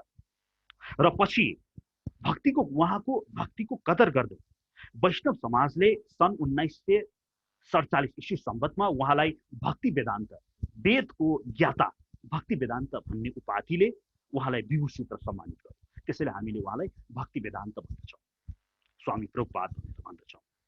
सन् 1950 मा उहाँ 54 वर्षको उमेरमा गृहस्थ जीवन उहाँले त्यागेर उहाँ वानप्रस्थ उहाँले स्वीकार गर्नुभयो। त्यसपछि उहाँले आफ्ना अधिकांश समय अध्ययन र लेखनमा लगाउन थाल्नुभयो। त्यसपछि श्रील प्रभुपाद पवित्र तीर्थ वृन्दावनमा आएर अत्यन्त साधारण परिस्थितिमा राधा दामोदर मन्दिर, अहिले पनि वृन्दावनमा जानुभयो भने देख्न सक्नुहुन्छ, त्यहाँ प्रभुपादले प्रयोग गरेका विभिन्न शिलाहरू, लेखहरू त्यहाँ राखिएका छन्। उहाँले प्रयोग गरेको बिस्तरहरू ओछ्यानहरू राखिएको छ, त्यहाँ बस्न थाल्नुभयो। त्यहाँ उहाँले गहिरो अध्ययन र लेखनमा संलग्न रहेर केही वर्ष बिताउनु भयो। सन् 1959 मा उहाँले सन्यास ग्रहण गर्नुभयो। यही राधा दामोदर मन्दिरमा नै उहाँले श्रीमद् भागवत महापुराण लेख्दा त्यसको भाष्य गर्न हाम्रो द्वैत दर्शन अनुसार भगवान श्री चैतन्य महाप्रभुले दिनुभएको अचिन्त्य भेदाभेद दर्शन अनुसार त्यसको भाष्य गर्न थाल्नुभयो। अब हेर्नुहोस् महत्त्वपूर्ण कुरा, सन् 1965 मा उहाँ एउटा मालवाहक पानी जहाजबाट न्युयोर्कतिर जानुभयो र त्यतिखेर उनी भनिन्छ जम्मा 40 रुपियाँ लिएर गएका थिए नेपाली। त्यहाँ अत्यन्त कष्टपूर्ण अवस्थामा 1 वर्ष बिताए उहाँले। उहाँ त्यहाँ ओर्लेपछि हिप्पीहरूलाई आकर्षित गर्नुभयो सुरुमा।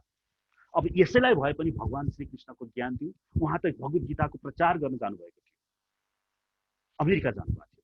सुरुमा हिप्पीबाटै सुरुवात गरिदिनु भयो, ल हो ठिकै छ, यिनीहरू नै आए, यिनीहरू नै सही, भगवान श्रीहरूको यही इच्छा छ भने यही नै गर्छु भनेर।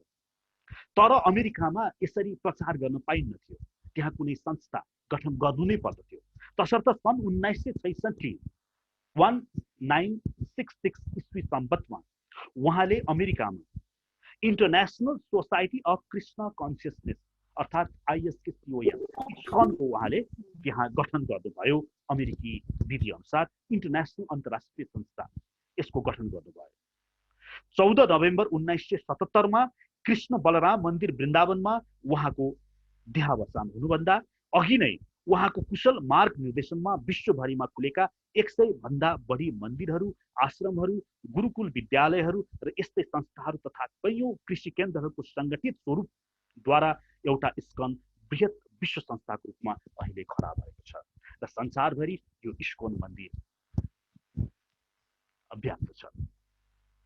यसरी यो प्रभुपादको छोटकरीमा जीवनी मैले यहाँहरूलाई जानकारी गराएँ। अब हेर्नुहोस् है, मैले हिजो यहाँहरूलाई एउटा केही कुरा भनेको थिएँ, जस्तो भनौँ मैले पुराणको वर्गीकरणको बारेमा भनेको थिएँ।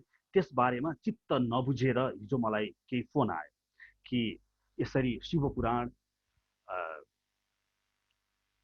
आदिलाई कुनै पुराणलाई सतुगुण भन्ने, कुनै पुराणलाई रजोगुण भन्ने, यसरी यो हाम्रो फुट किन ल्याउने भन्ने प्रश्न आयो। हेर्नुहोस्, म त्यसको प्रमाण दिँदै म यहाँहरूलाई एकचोटि पद्म पुराणमा लान चाहन्छु। यो पद्म पुराण हो, हेर्नुहोस् है, यो एउटा राम्रो पद्म पुराणको साइट बनाएको रहेछ, www.wisdomlib.org। यो म यहाँहरूलाई पठाइदिन्छु यो लिङ्क। यसमा पद्म पुराण पुरै पढ्न पुराण यहाँहरूले पढ्न सक्नुहुन्छ।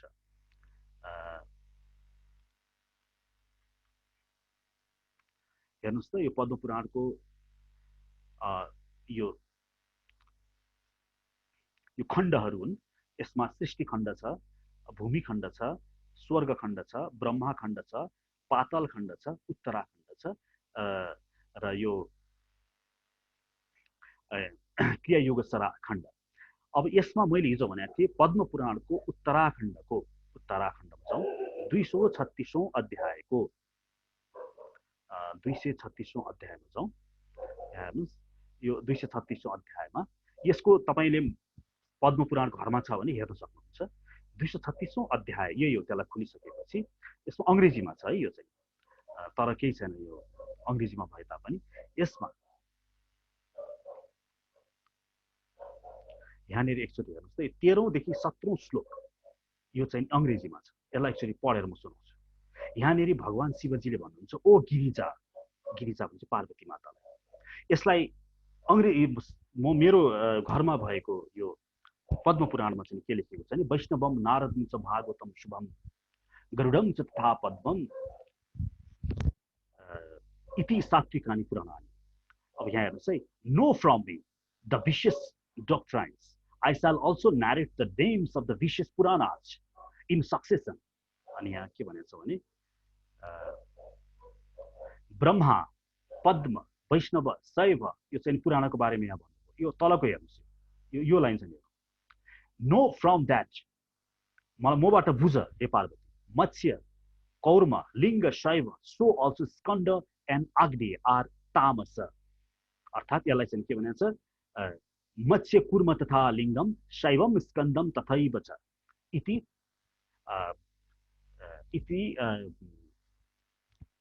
आग्नेय च षडेतनि अग्नि पुराण गरी 6वटा पुराणी तामसीमे निबोधतः भनेर संस्कृतमा लेखिएको छ। यति पुराणहरू चाहिँ नि तामसी पुराणहरू हुन्। अर्थात् तामसी पुराण भन्नको मलाई पुराण तामसी होइन है, तामसी व्यक्तिहरूलाई उकास्नको लागि लेखिएका पुराण। एक कक्षा हामी हेरौँ न एकपल्ट, हामीले मेरो पालामा महेन्द्रमाला भन्ने हुन्थ्यो, एक कक्षालाई पनि महेन्द्रमाला हुन्थ्यो, 2 कक्षामा पनि महेन्द्रमाला भन्ने हुन्थ्यो स्कुलमा, 10 कक्षालाई पनि महेन्द्रमाला हुन्थ्यो। तर एक कक्षाको महेन्द्रमाला भनेको एक कक्षाको लागि नै हो, त्यो मेरो लागि थिएन, म 8 कक्षाको लागि, र 8 कक्षाको महेन्द्रमाला भनेको मेरो लागि। अर्थात् हाम्रो संसारमा विभिन्न चेतनाका जीवहरू छन् र प्रत्येक जीवहरूलाई उहाँहरूको चेतना अनुसार उहाँहरूलाई कुन चाहिँ नि पुराण सुइटेबल हुन्छ त्यो कुरा शिवजीले पार्वतीलाई बताउँदै हुनुहुन्छ। अर्थात् यहाँनिर यो नाम मात्रै, अब त्यसपछि हेर्नुहोस् अगाडि पाऊँ, O you of an auspicious appearance, the Puranas viz Vaishnava, Naradiya, so also auspicious of Bhagavata. Similarly, Garuda, Padma, Varaha should be known to be Shatvika. यसलाई म अलिकति ठुलो पार्छु।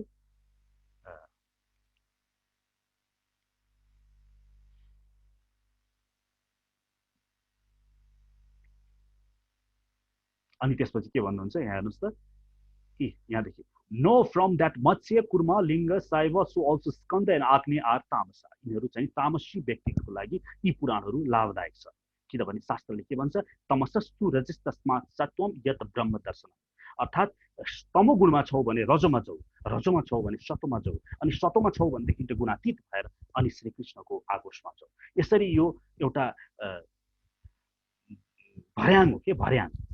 अब त्यसपछि यहाँनिर के भन्नुहुन्छ हेर्नुहोस् त, नो फ्रम मी द्याट ब्रह्माण्ड ब्रह्म वैवर्त मार्केन्द्य भविष्य वामन ब्रह्म आर राजस endowed with the quality of passion.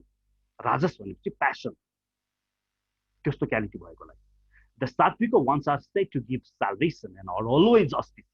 Similarly, O goddess, the Tamasha are said to be the cause of all lead one to hell. अर्थात् यहाँनिर के भन्यो भन्दाखेरि शिवजीले पार्वतीलाई यी तामसी व्यक्तिहरू यदि यो पुराणको अध्ययन नगरेको खण्डमा यिनीहरू चाहिँ हेल नरकगामी हुन सक्ने व्यक्तिहरूको लागि यी विभिन्न शास्त्रहरूको रचना गरे।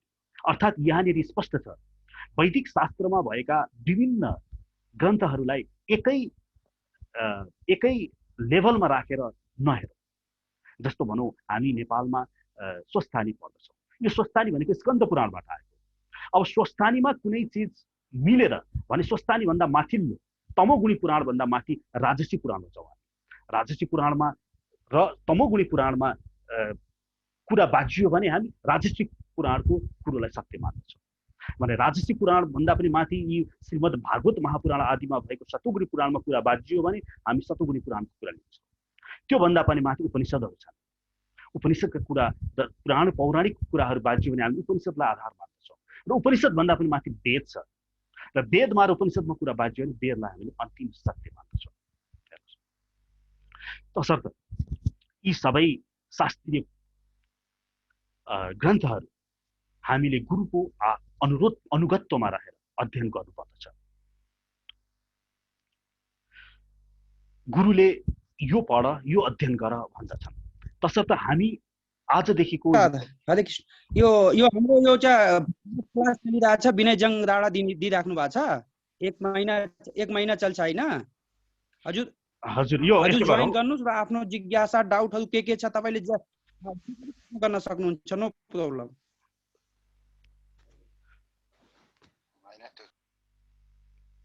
हेलो, यो बिचमा नबोल्नु होला, अहिले लास्टमा अन्तिममा अति महत्त्वपूर्ण प्रश्न छ भने बोल्न सक्नुहुन्छ, तर यतिकै बिचमा नआउनु होला, अन्तिममा हामी बोल्नेछौँ। मैले भन्दै थिएँ यी वर्गीकरण, हामी चैतन्य महाप्रभुको संस्था, म वैष्णवतातर्फ उन्मुख भएको म व्यक्ति जुन सतोगुणको लेभलमा हामी कुरा गर्नेछौँ यो आगामी 40 दिन जब तपाईहरुसँग रहँदाखेरि। तसर्थ शास्त्रका श्लोकहरू, विभिन्न श्लोकहरू होला शास्त्रमा, त्यहाँ मांसाहार गर्नुपर्छ भन्ने श्लोक पनि तपाईले पाउनुहुन्छ। कस्तो हुन्छ भने शास्त्रमा विभिन्न कसले बोल्यो, कुन परिप्रेक्ष्यमा बोल्यो, कसलाई बोल्यो, कुन युगलाई लक्षित गरेर बोल्यो, यसलाई अध्ययन गर्नुपर्ने हुन्छ। तसर्थ जुन पाए त्यही श्लोकहरू होइन, हामी शतौगुणी श्लोकहरूलाई मात्र लिएर अघि बढ्नेछौँ, शतौगुणी श्लोकहरूलाई मात्र। र त्यसमा श्रीमद् भगवत गीता र पुराणहरूमा विष्णु पुराण, श्रीमद् भागवत महापुराण, गरुड पुराण, पद्म पुराण, यिनीहरूलाई हामी साथ लिएर हिँड्नेछौँ भने त्योभन्दा माथि श्री चैतन्य चरितामृत, श्री चैतन्य भागवत आदिबाट पनि म यहाँहरूलाई प्रमाण प्रस्तुत गर्नेछु। एउटा कुरा यहाँनिर के बुझ्न आवश्यक छ भने यी श्लोकहरू जुन छन्, यो श्लोक पद्म पुराणमा मैले यहाँबाट देखाएँ। कसैले भन्ला यो सात्विक पुराण हो, कसैले यो प्रक्षेपित गरेर थपिदिएको श्लोक पनि हुन सक्छ, कसैले थपिदिएको होला भनेर तपाईँले यदि यस्तो कुरा गरेको छ भने, कसैले यस्तो डाउट, यस्तो संशय छ भने उहाँहरूले यही श्लोक मत्स्य पुराणमा पनि पाउनुहुन्छ, जुन मत्स्य पुराण तामसिक व्यक्तिहरूलाई लक्षित छ। अर्थात् मत्स्य पुराण आफै तामस वर्गमा भएर म तामसी वर्गलाई लक्षित हुँ भनेर भन्दैछ है। तसर्थ यो श्लोक एक ठाउँमा होइन, धेरै शास्त्रमा भएको हुनाले यहाँहरूलाई मैले यही जानकारी गराउन चाहे कि शास्त्रबाट नै यो पुराणहरूको वर्गीकरण, त्यो पनि स्वयं शिवजीले भन्दै हुनुहुन्छ। शिवजी भनेको हाम्रो उहाँ चाहिँ जजमान, यज्ञमान, जजमान भनेर भनिन्छ, उहाँ जस्तो ज्ञानी त को होला। साथै म एउटा अर्को पनि यहाँनिर बुझाउन चाहे, के हो भन्दाखेरि हेर्नुहोस्, मैले 4वटा भाष्यको मात्रै गीता अध्ययन गर्नु होला भनेर भने, रामानुजाचार्यको, माध्वाचार्यको, निम्बार्काचार्यको र अर्को माध्वाचार्य, निम्बार्काचार्य, रामानुजाचार्य र वल्लभाचार्यको। तर मैले शङ्कराचार्यको भाष्य यहाँहरूलाई अध्ययन गर्न त्यति रिकमेन्ड चाहिँ गर्दिनँ है। कारण के भन्दाखेरि यही अध्यायमा यहाँनिर अगाडि रुद्रले भन्नुहुन्छ, हेर्नुहोस् है, यहाँनिर म तपाईँहरूलाई देखाउँछु।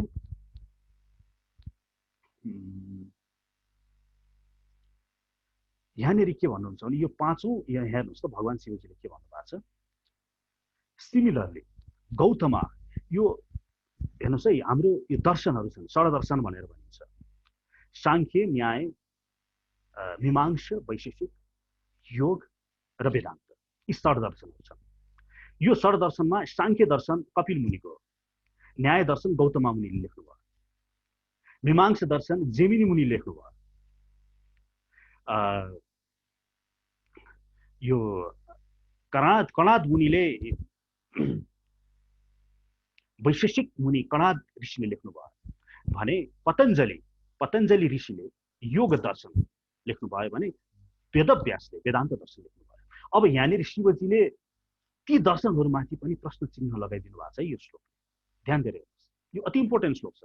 यी श्लोकहरू सबै हाम्रा जगतगुरुहरू रामानुजाचार्य, माध्वाचार्यहरूले नै पत्ता लगाउनु भएको। यो पद्मपुराण यति ठुलो छ कि यसलाई पढेर खाएर साध्य नै छैन। उहाँहरूले यहाँ भित्र घुसेर यी प्रमाण दिनुभएको, मैले दिएको होइन, जगतगुरु मध्वाचार्यले दिनुभएको प्रमाणहरू हो।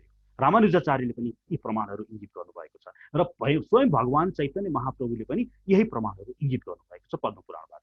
यहाँनिर के लेख्नु भएको छ भने शिवजीले के भन्नुहुन्छ भने, similarly Gautama proclaim the डक्ट्राइन of न्याय, मैले भने न्याय दर्शन गौतमा ऋषिले लेख्नु भएको, and Kapil proclaim Sankhya.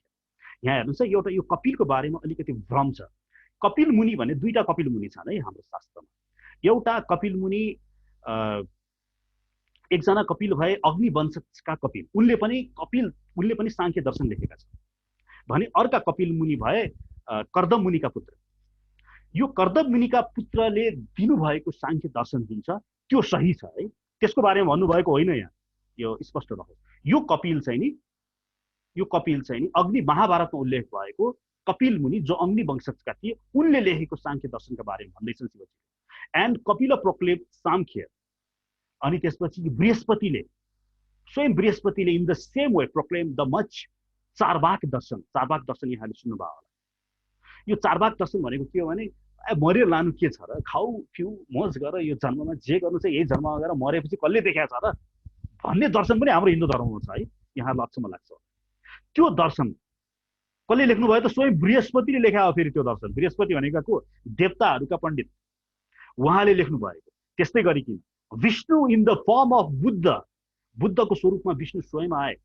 Proclaim the falls Buddhism, यहाँ फल्स भनेर लेखिदियो। किन भन्दाखेरि बुद्धिस्ट दर्शनको तल्लो लेभल सबैसँग मिल्छ। उहाँको पञ्चशील सिद्धान्त, न चोर न ढाँच, पर स्त्री पर पुरुष सम्बन्ध नगर, नशालपान नगर आदि जुन छ नि। तर जब माथि माथि चढ्दै जान्छौँ त्यो शून्यवादी दर्शन, बौद्ध दर्शनलाई शून्यवादी दर्शन भनिन्छ। अर्थात् त्यहाँ ईश्वर भन्ने हुँदैन बौद्ध दर्शन अनुसार। अनि बौद्ध दर्शन स्वयं विष्णुको अवतार, ततः कलौ सम प्रवृत्ते समोहाय शूर द्वेषा भनेर भागवत पहिलो स्कन्धको तेस्रो अध्यायको 24औं मन्त्रले भन्छ। हेर्नुहोस् है, अर्थात् बुद्ध भनेको स्वयं श्रीहरि नै आउनुभयो अरे। तर आउनु भएर उहाँले यस्तो फल्स दर्शन किन दिनुभयो त भन्दाखेरि यसको उत्तर के दिन्छन् हाम्रो आचार्यहरूले भने, जसै भगवान श्रीहरि श्रीकृष्ण यस लोकलाई छोडेर जानुभयो, जाने बित्तिकै कलियुगको सुरुवात भयो। हामी बसिरहेको, हाम्रो नभनौँ, यो हामी केही क्षणलाई मात्र बस्ने यो पृथ्वी लोकमा, अहिले बसिरहेको पृथ्वी लोकमा। अनि कलियुग सुरुवात हुने बित्तिकै पण्डितहरूले वेदको गलत अर्थ गरेर हत्या हिंसा सुरु गरिदिए, भयङ्करसँग बलि प्रथा सुरु भयो। त्यसलाई रोक्न आवश्यक थियो। त्यो रोक्नको लागि भगवान श्रीहरि स्वयं नै बुद्ध भएर यस भूतरातलमा आउनुभयो र वेदै नमानसम्म पनि उहाँले भन्न भ्याउनु भयो भनेर कोहीले भन्दछन्। भने कोहीले के भन्छन् भने उहाँले यो वेदै नमान त भनेका होइनन्, उहाँले चाहिँ नि पछि बौद्धका अनुगतहरूले यसलाई वेदै नमान भनेर व्याख्या गरिदिए। वास्तवमा वेदलाई अनुगत भएर मात्र गर्नु भनेर शिक्षा दिनुभयो भनेर पनि भन्छ। तसर्थ यहाँनेरि अर्को चाहिँ नि बुद्ध धर्मलाई फल्स बुद्ध भनेर भगवान शिवजीले भन्दै हुनुहुन्छ। त्यस्तै गरिकन those of naked and wearing dark blue garments of the destruction of the demons, the doctrine of Maya बारेमा आयो यहाँ, illusion is a wicked doctrine and said to be pseudo Buddhist. I myself, हेर्नुहोस् है, यो line Chaitanya महाप्रभुले यो लाइनलाई चाहिँ अति नै महत्त्वपूर्ण सम्म वैष्णवहरूले देखाउने गर्दछ। I myself of the form of Brahmana proclaimed it in the Kali age. मैले कलियुगमा आएर कता पुग्यो, म कलियुगमा आएर म आफै, यसको संस्कृत भर्सन छ, मयि कथ्यते देवी कलौ ब्राह्मण रूपिणा अपार्थ श्रुति वाक्यानाम दर्शै लोक गहितम। यो मेरो घरमा भएको पद्म पुराणमा संस्कृतमा यसरी लेखिएको छ। अर्थात् म नै कलियुगमा ब्राह्मणको स्वरूपमा आउने छु। अर्थात् त्यो को हो त? त्यो भनेको शङ्कराचार्य हो। र म आएर एउटा मायावादी दर्शन म प्रस्तुत गर्नेछु है। त्यो दर्शन के हुन्छ? त्यो दर्शनको मूल लक्ष्य के हुन्छ भने त्यहाँ एउटा घाटा भएको थियो। हेर्नुहोस् है, जब मान्छेहरूलाई भगवान श्रीकृष्णले बुद्ध बनेर वेद नमान्नु जस्तो अर्थात् अर्कै बुद्धिस्ट सिद्धान्त दर्शन दिनुभयो, मनुष्यहरू धेरैजना बुद्धिस्ट भइगए। तपाईँले अहिले पनि हिस्ट्री इतिहास हेर्नुहुन्छ भने पुरा भारतवर्ष नै बौद्ध भइगएका थिए। तसर्थ भगवान श्रीकृष्णले शिवजीलाई शङ्कराचार्यको रूपमा यस भूधरातलमा पठाउनु भयो। एकैपल्ट उनीहरूलाई शून्यवादी सिद्धान्तबाट वैदिक सनातन धर्ममा परम ब्रह्म श्रीकृष्ण हुनुहुन्छ भन्ने यो अवस्थामा ल्याउन गाह्रो थियो। तसर्थ एउटा बीचमा स्टेप आवश्यकता थियो। जसरी एक कक्षाको विद्यार्थीलाई एकैपल्ट 3 कक्षामा पठाउन सकिँदैन, 2 कक्षाको आवश्यकता हुन्छ। त्यसै गरिकन यो मायावादी सिद्धान्त त्यहाँ ल्याइयो शङ्कराचार्यबाट भनेर वैष्णवहरूले यसलाई यसरी व्याख्या गर्दछन्। अर्थात् शङ्कराचार्यले के गरे भने सबै बौद्धहरूलाई वैदिक बनाएर ल्याइदिनु भयो र उहाँले त्यस परम तत्त्वलाई निराकार भनेर भनिदिनु भयो। उहाँले निराकारवादको सिद्धान्त ल्याउनु भयो। उहाँले तर कस्तो ल्याइदिनु भयो? वैदिक ल्याइदिनु भयो। र हुन पनि शङ्कराचार्यले समस्त ती फर्केर गएका बुद्धिस्टहरूलाई पुनः घर वापसी गर्न सफल हुनुभयो। यसरी शङ्कराचार्यले वैदिक सनातन हिन्दू धर्मको धरातललाई पुनः स्पष्ट गरिदिनु भयो। उहाँहरूले पछि आउनुहुने मध्वाचार्य, रामानुजाचार्य, वल्लभाचार्य आदि जगतगुरुहरूलाई एउटा खेल्ने ग्राउन्डको स्थापना गरिदिनु भयो, जुन ग्राउन्डमै बसेर यी 4 जगतगुरुहरूले पछि व्यक्तिहरूलाई सनै भगवान श्रीहरितिर लक्षित गर्ने भाष्यहरू लेख्दै गए। पुराना भाष्यहरूलाई परिष्कृत हुँदै गए, लेख्दै गए। यसरी बारम्बार श्रीहरिबाट नै बारम्बार विभिन्न अवतारहरू यस भूधरातलमा आउँदै गए। यसरी बारम्बार बारम्बार यस भूधरातलमा भगवान श्रीहरिबाट विभिन्न अवतारहरू आयो।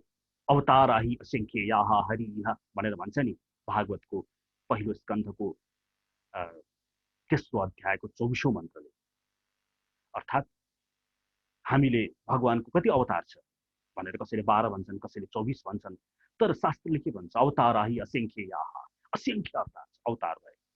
र त्यसमा अन्तिम रूपमा स्वयं भगवान श्रीहरि कृष्ण चैतन्य महाप्रभुको स्वरूपमा यस भूधरातलमा अन्तिम परिष्कृत भर्सन लिएर आउनु भएको छ।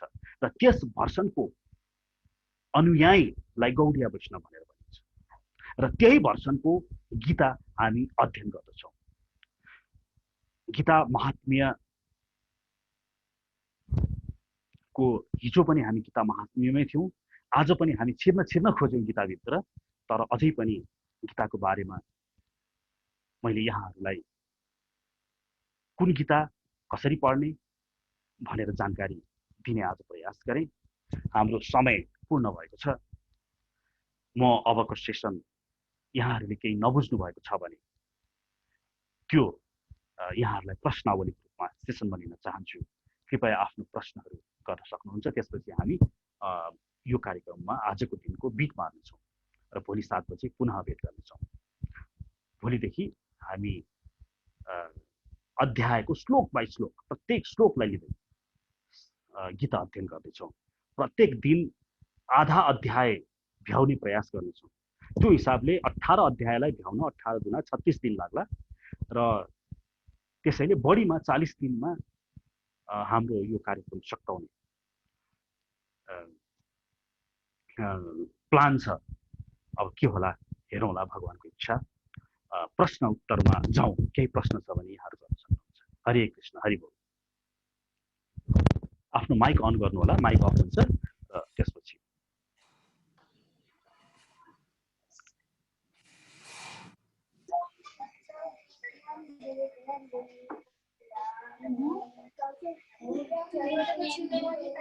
नमस्ते सबैजनालाई। मेरो एउटा प्रश्न छ। हजुर। यो भगवान गौतम बुद्धले चाहिँ अहिंसाको सिद्धान्त प्रतिपादन त्यस्तो गर्नुभयो, उहाँले भगवानको कुरा चाहिँ किन नगर्नु भएको होला? गड त्यो किन मेन्सन नगर्नु भएको होला आफ्नो सिद्धान्तमा? Thank you. हजुर, म एकचोटि फेरि म्युट गर्दैछु। Mute all. हेर्नुहोस्, भगवान श्रीहरि एको हवै नारायण आसीन, न ब्रह्मा न ईशानो नापो अग्नि समो न मिथ्या वा पृथ्वी न छत्राणि न सूर्य भनेर नारायण उपनिषदले भन्छ। पहिला सुरुमा सिर्फ नारायण थिए। कोही ब्रह्मा पनि थिएनन्, न शिव थियो, न नक्षत्र थियो, न तारा थियो, न सूर्य थियो। अनि नारायणात् ब्रह्मा जायते, ती नारायणबाट नै ब्रह्माजीको प्राकट्य भयो। नारायणात् इन्द्रो जायते, नारायणात् अष्टवसुवौ जायन्ते, नारायणबाट नै 8 वसुहरूको प्राकट्य भयो। नारायणात् 11 रुद्रा जायन्ते, त्यही नारायणबाट नै 11 रुद्रहरूको प्राकट्य भयो। यसरी नारायणबाट नै यो सबै विश्व ब्रह्माण्डको सृजना भयो। अर्थात् यहाँ के बुझिन्छ भनेदेखि त भगवान श्रीहरि नारायण उहाँको यो एकबाट अनेक भइगयो। त्यही एक नारायण, त्यही कृष्ण। र कृष्ण र नारायणमा के फरक छ एउटा यो अलिकति भनिदिइराखौँ। जसरी म वल्लभ चैतन्य दास अहिले घरमा बसेको छु, मेरो एउटा व्यक्तित्व छ, म घरमा बसिरहेको छु। तर भोलि म नै अफिस जान्छु नि, कार्यालय जान्छु, टाइसुट लगाउँछु होला, मेरो अर्को व्यक्तित्व हुन्छ। त्यस्तै गरिकन जब भगवान त्यही नारायण घरमा बस्नुहुन्छ नि, उनी श्रीकृष्ण हुन् के। र समस्त विश्व ब्रह्माण्ड चलाउनको लागि जब उहाँ जानुहुन्छ नि, अफिस जानुहुन्छ भनौँ न, सोचे बुझ्दा उहाँ नारायण स्वरूपमा हुनुहुन्छ। तसर्थ त्यहाँ भेद छैन। र त्यही भगवान श्रीकृष्णले प्रत्येक ब्रह्माण्डमा सृजनाको लागि ब्रह्माजी भएर, पालनको लागि विष्णु भएर, र त्यही श्रीकृष्ण नै नाशको लागि अर्थात् प्रलयको लागि शङ्कर रुद्र भएर बस्नु भएको छ। तसर्थ यहाँ एकबाट अनेकको सिद्धान्त हो हाम्रो वैदिक सनातन धर्म। यहाँ कुनै भेद भेद पनि छैन, अभेद पनि छैन। यो चैतन्य महाप्रभुको सिद्धान्त। अब तपाईको प्रश्न हेर्नुहोस्, भगवान श्रीकृष्णको प्लेग्राउन्ड हो यो। तसर्थ भगवानले किन यसो गरे उसो गरे भन्नुभन्दा पहिला मैले आज बिहान मेरो आफ्नो प्लेग्राउन्डमा किन यसरी फुटबल खेलेँ, मेरो आफ्नो इच्छा। पहिलो उत्तर यसलाई स्वतः भन्दाखेरि। दोस्रो उत्तर यसमा के हो भने अहिंसा। त्यतिखेर भगवान श्रीकृष्ण जब यस भूतरातलाई छोडेर जानुभयो, त्यतिखेर यहाँ भयङ्करसँग पण्डितहरूले वेदको गलत अर्थ गरेर बलि प्रथा एकदम भयङ्करसँग लागू गरे। अहिले पनि हाम्रो समाजमा बलि प्रथा चलेको छ। यो बलि प्रथा भनेको छ, हाम्रो शास्त्रमा उल्लेख छ, तर विभिन्न त्यहाँ कसको लागि निर्दिष्ट गरिएको छ, कसलाई हो, किन हो, कहिले हो, यसको अध्ययन नगरिकन पहिलो त ठुला ठुला यज्ञहरूमा भयङ्कर ठुला विद्वान ब्राह्मणहरूबाट बलि प्रथा गरिन्थ्यो, जसले यी जनावरहरूलाई बलि दिइसकेपछि त्यसलाई तुरुन्तै मुक्त गर्न सक्ने सामर्थ्यता थियो उनीहरूमा। र उनीहरूले जसरी प्रयोगशालामा परीक्षण गर्छन् नि, त्यसरी नै यज्ञ यज्ञादिमा बलि दिएर परीक्षण गर्दथे र उनीहरूले ती पशुहरूलाई मुक्त गर्न सक्ने सामर्थ्यता उनीहरूमा थियो। तर अहिले कलियुगमा अथवा भगवान श्रीकृष्ण भर्खर प्रस्थान गर्दाखेरि त्यहाँनिर जुन बलि गरियो यो चाहिँ नि त्यसै आफ्नो आफ्नो खानको लागि। अहिले नेपालमा जुन बलि हुन्छ नि, यसमा यसो एउटा सानो नियम बनाइदिनुहोस्, बलि गरिसकेपछि त्यो टाउको चाहिँ घर लिएर जाने, धड चाहिँ नि मन्दिरमा राख्ने, यति नियम बनाइदिनुहोस्, बलि प्रथा रोकिन्छ। यहाँ बलि किन भइरहेको छ? आफूले खानको लागि। त्यस्ता ब्राह्मणहरू अहिले कलियुगमा जीवित नै छैन, तसर्थ यो बलि प्रथा कलियुगमा वर्जित छ। तर त्यतिखेर नै भगवान श्रीकृष्ण छोडेर जाँदाखेरि नै यस्तो किसिमको अशास्त्रीय बलि प्रथा सुरु भयो। फेरि बलि प्रथाको अर्को पनि एउटा छ जसलाई परिसङ्ख्या विधि भनिन्छ। परिसङ्ख्या भनेको के हो भने जसरी कुनै पनि व्यक्तिले मानव 20 दिनको 20 चुरोट खान्छ भने त्यसलाई चुरोट नखाऊ भन्यो भने मान्दैन, सक्दैन। त्यसलाई डाक्टरले के भन्नुहुन्छ, डाक्टर साहबले दिनको 3 चुरोट खाऊ भनेर भन्नुहुन्छ। त्यो त्यही व्यक्तिलाई भनिएको। तर यसको मतलब यो होइन कि डाक्टरले दिनको 3 चुरोट खाऊ भन्यो है भनेर हामी सबैले दिनको 3 चुरोट खाने भनेको होइन। त्यो डाक्टरले त्यस व्यक्तिलाई दिनको 3 चुरोट खाऊ है यसकारण भनियो कि सनै त्यसले घटाउँदै लगेर 0 बनाएर त्यसको चुरोट छुटाउने यो लक्ष्य। त्यस्तै गरिकन कोही तामस कार्यमा संलग्न भएको तामसी व्यक्ति आजकल देख्नु भएको छ, म त गाई खान्छु, गाई त मेरो तरकारी हो। अब यो भावका कोही छन् भने कोही त्यही गाईलाई पुज्ने पनि छन्। हेर्नुहोस्, यो सतो रजो तमो गुणको खेल हो। नान्यम गुणेभ्यः कर्तारम भन्छ नि किताबमा, यो गुणको खेल हो। तसर्थ यहाँनिर त्यो व्यक्ति जो तामसिक कार्यमा छ, तामस छ, उसमा ऊ मांसाहार नगरिकन बस्नै सक्दैन। त्यसलाई त्यो डाक्टरले 20 चुरोट खानेलाई दिनको 3 चुरोट खाऊ भन्ने चाहिँ त्यस व्यक्तिलाई तिमी कालरात्रिमा तमोगुणको अधिष्ठाती देवी कालीलाई आह्वान गरेर त्यो बलि दिएर उसलाई दुःख दियो। त्यहाँ त महिनामा एकचोटि मात्रै आउँछ कालरात्रि, त्यसमा उसलाई कालो बोका भनेर भनियो। फेरि देवीलाई अधिष्ठान गरेर राति 12 बजे नै काट्नुपर्ने, त्यसरी काटेर बलि दिएर अनि मासु खाऊ भनेर चाहिँ शास्त्रले परिसङ्ख्या विधि तहत अनि बिस्तारै त्यसलाई वैराग्यता होस् र भोलि गएर उसले मांसाहार गर्न छोड्यो। तर त्यतिखेर बलि प्रथाको विरुद्ध भयङ्कर मान्छेहरू लाग्ने बित्तिकै भगवान श्रीकृष्ण स्वयं नै यस भूधरातलमा आउनु भएर ती व्यक्तिहरूलाई के भनिदिनु भने शून्यवादी दर्शन, त आफै नै यस संसारको नियन्त्रक हुन सक्छस्। जस्तो बुद्ध भएर तैँले चाहिँ प्राप्ति गर्न सक्छस्।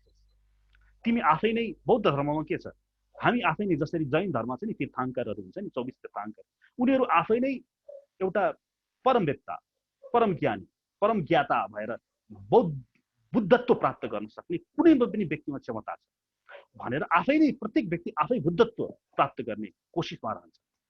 र त्यसरी व्यक्तिलाई भनिदिँदाखेरि ईश्वर छैन त आफै ठुलो भन्दाखेरि र अहिंसाका पञ्चशील, अष्टशील, दशशील सिद्धान्तहरू प्रवेश उहाँहरूले भगवान गौतम बुद्धले लगाइदिएपछि यो बलि प्रथा मात्रै रोकिएन, समस्त व्यक्तिहरू यति मन पराए कि बौद्ध नै हुनु। तसर्थ यहाँ यति भनेपछि यहाँले बुझ्नुभयो होला भगवानले किन भन्नु भएन।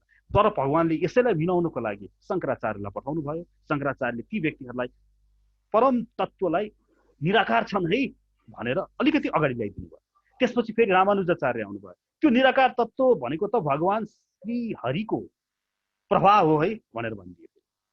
अनि त्यसपछि फेरि यसो गर्दै गर्दै गर्दै गर्दै चैतन्य महाप्रभु अहिलेसम्म आइपुग्दाखेरि त्यो अचिन्त्य भेदाभेद दर्शनमा त्यस परम तत्त्व र हामी कहिले पनि एक हुन सक्दैनौँ। यता शङ्कराचार्यले अहम ब्रह्मास्मिको म नै ब्रह्म हुँको सिद्धान्त लगभग बुद्धसँग मिल्ने सिद्धान्त गर्दै बिस्तारै बिस्तारै अर्थात् व्यक्तिलाई नै भगवान के चाहनुहुन्छ भने कुनै पनि व्यक्तिलाई भगवानले चाहनुभयो भने त एक झिम्काइले यसो सोचेर त्यो व्यक्ति धार्मिक भइजाओस् भनिदियो भने व्यक्ति धार्मिक भइहाल्छ। तर भगवान यो चाहनुहुन्छ। भगवान चाहनुहुन्छ व्यक्ति स्वकर्मले नै म कहाँ आइपुग्यो, स्वकर्मले।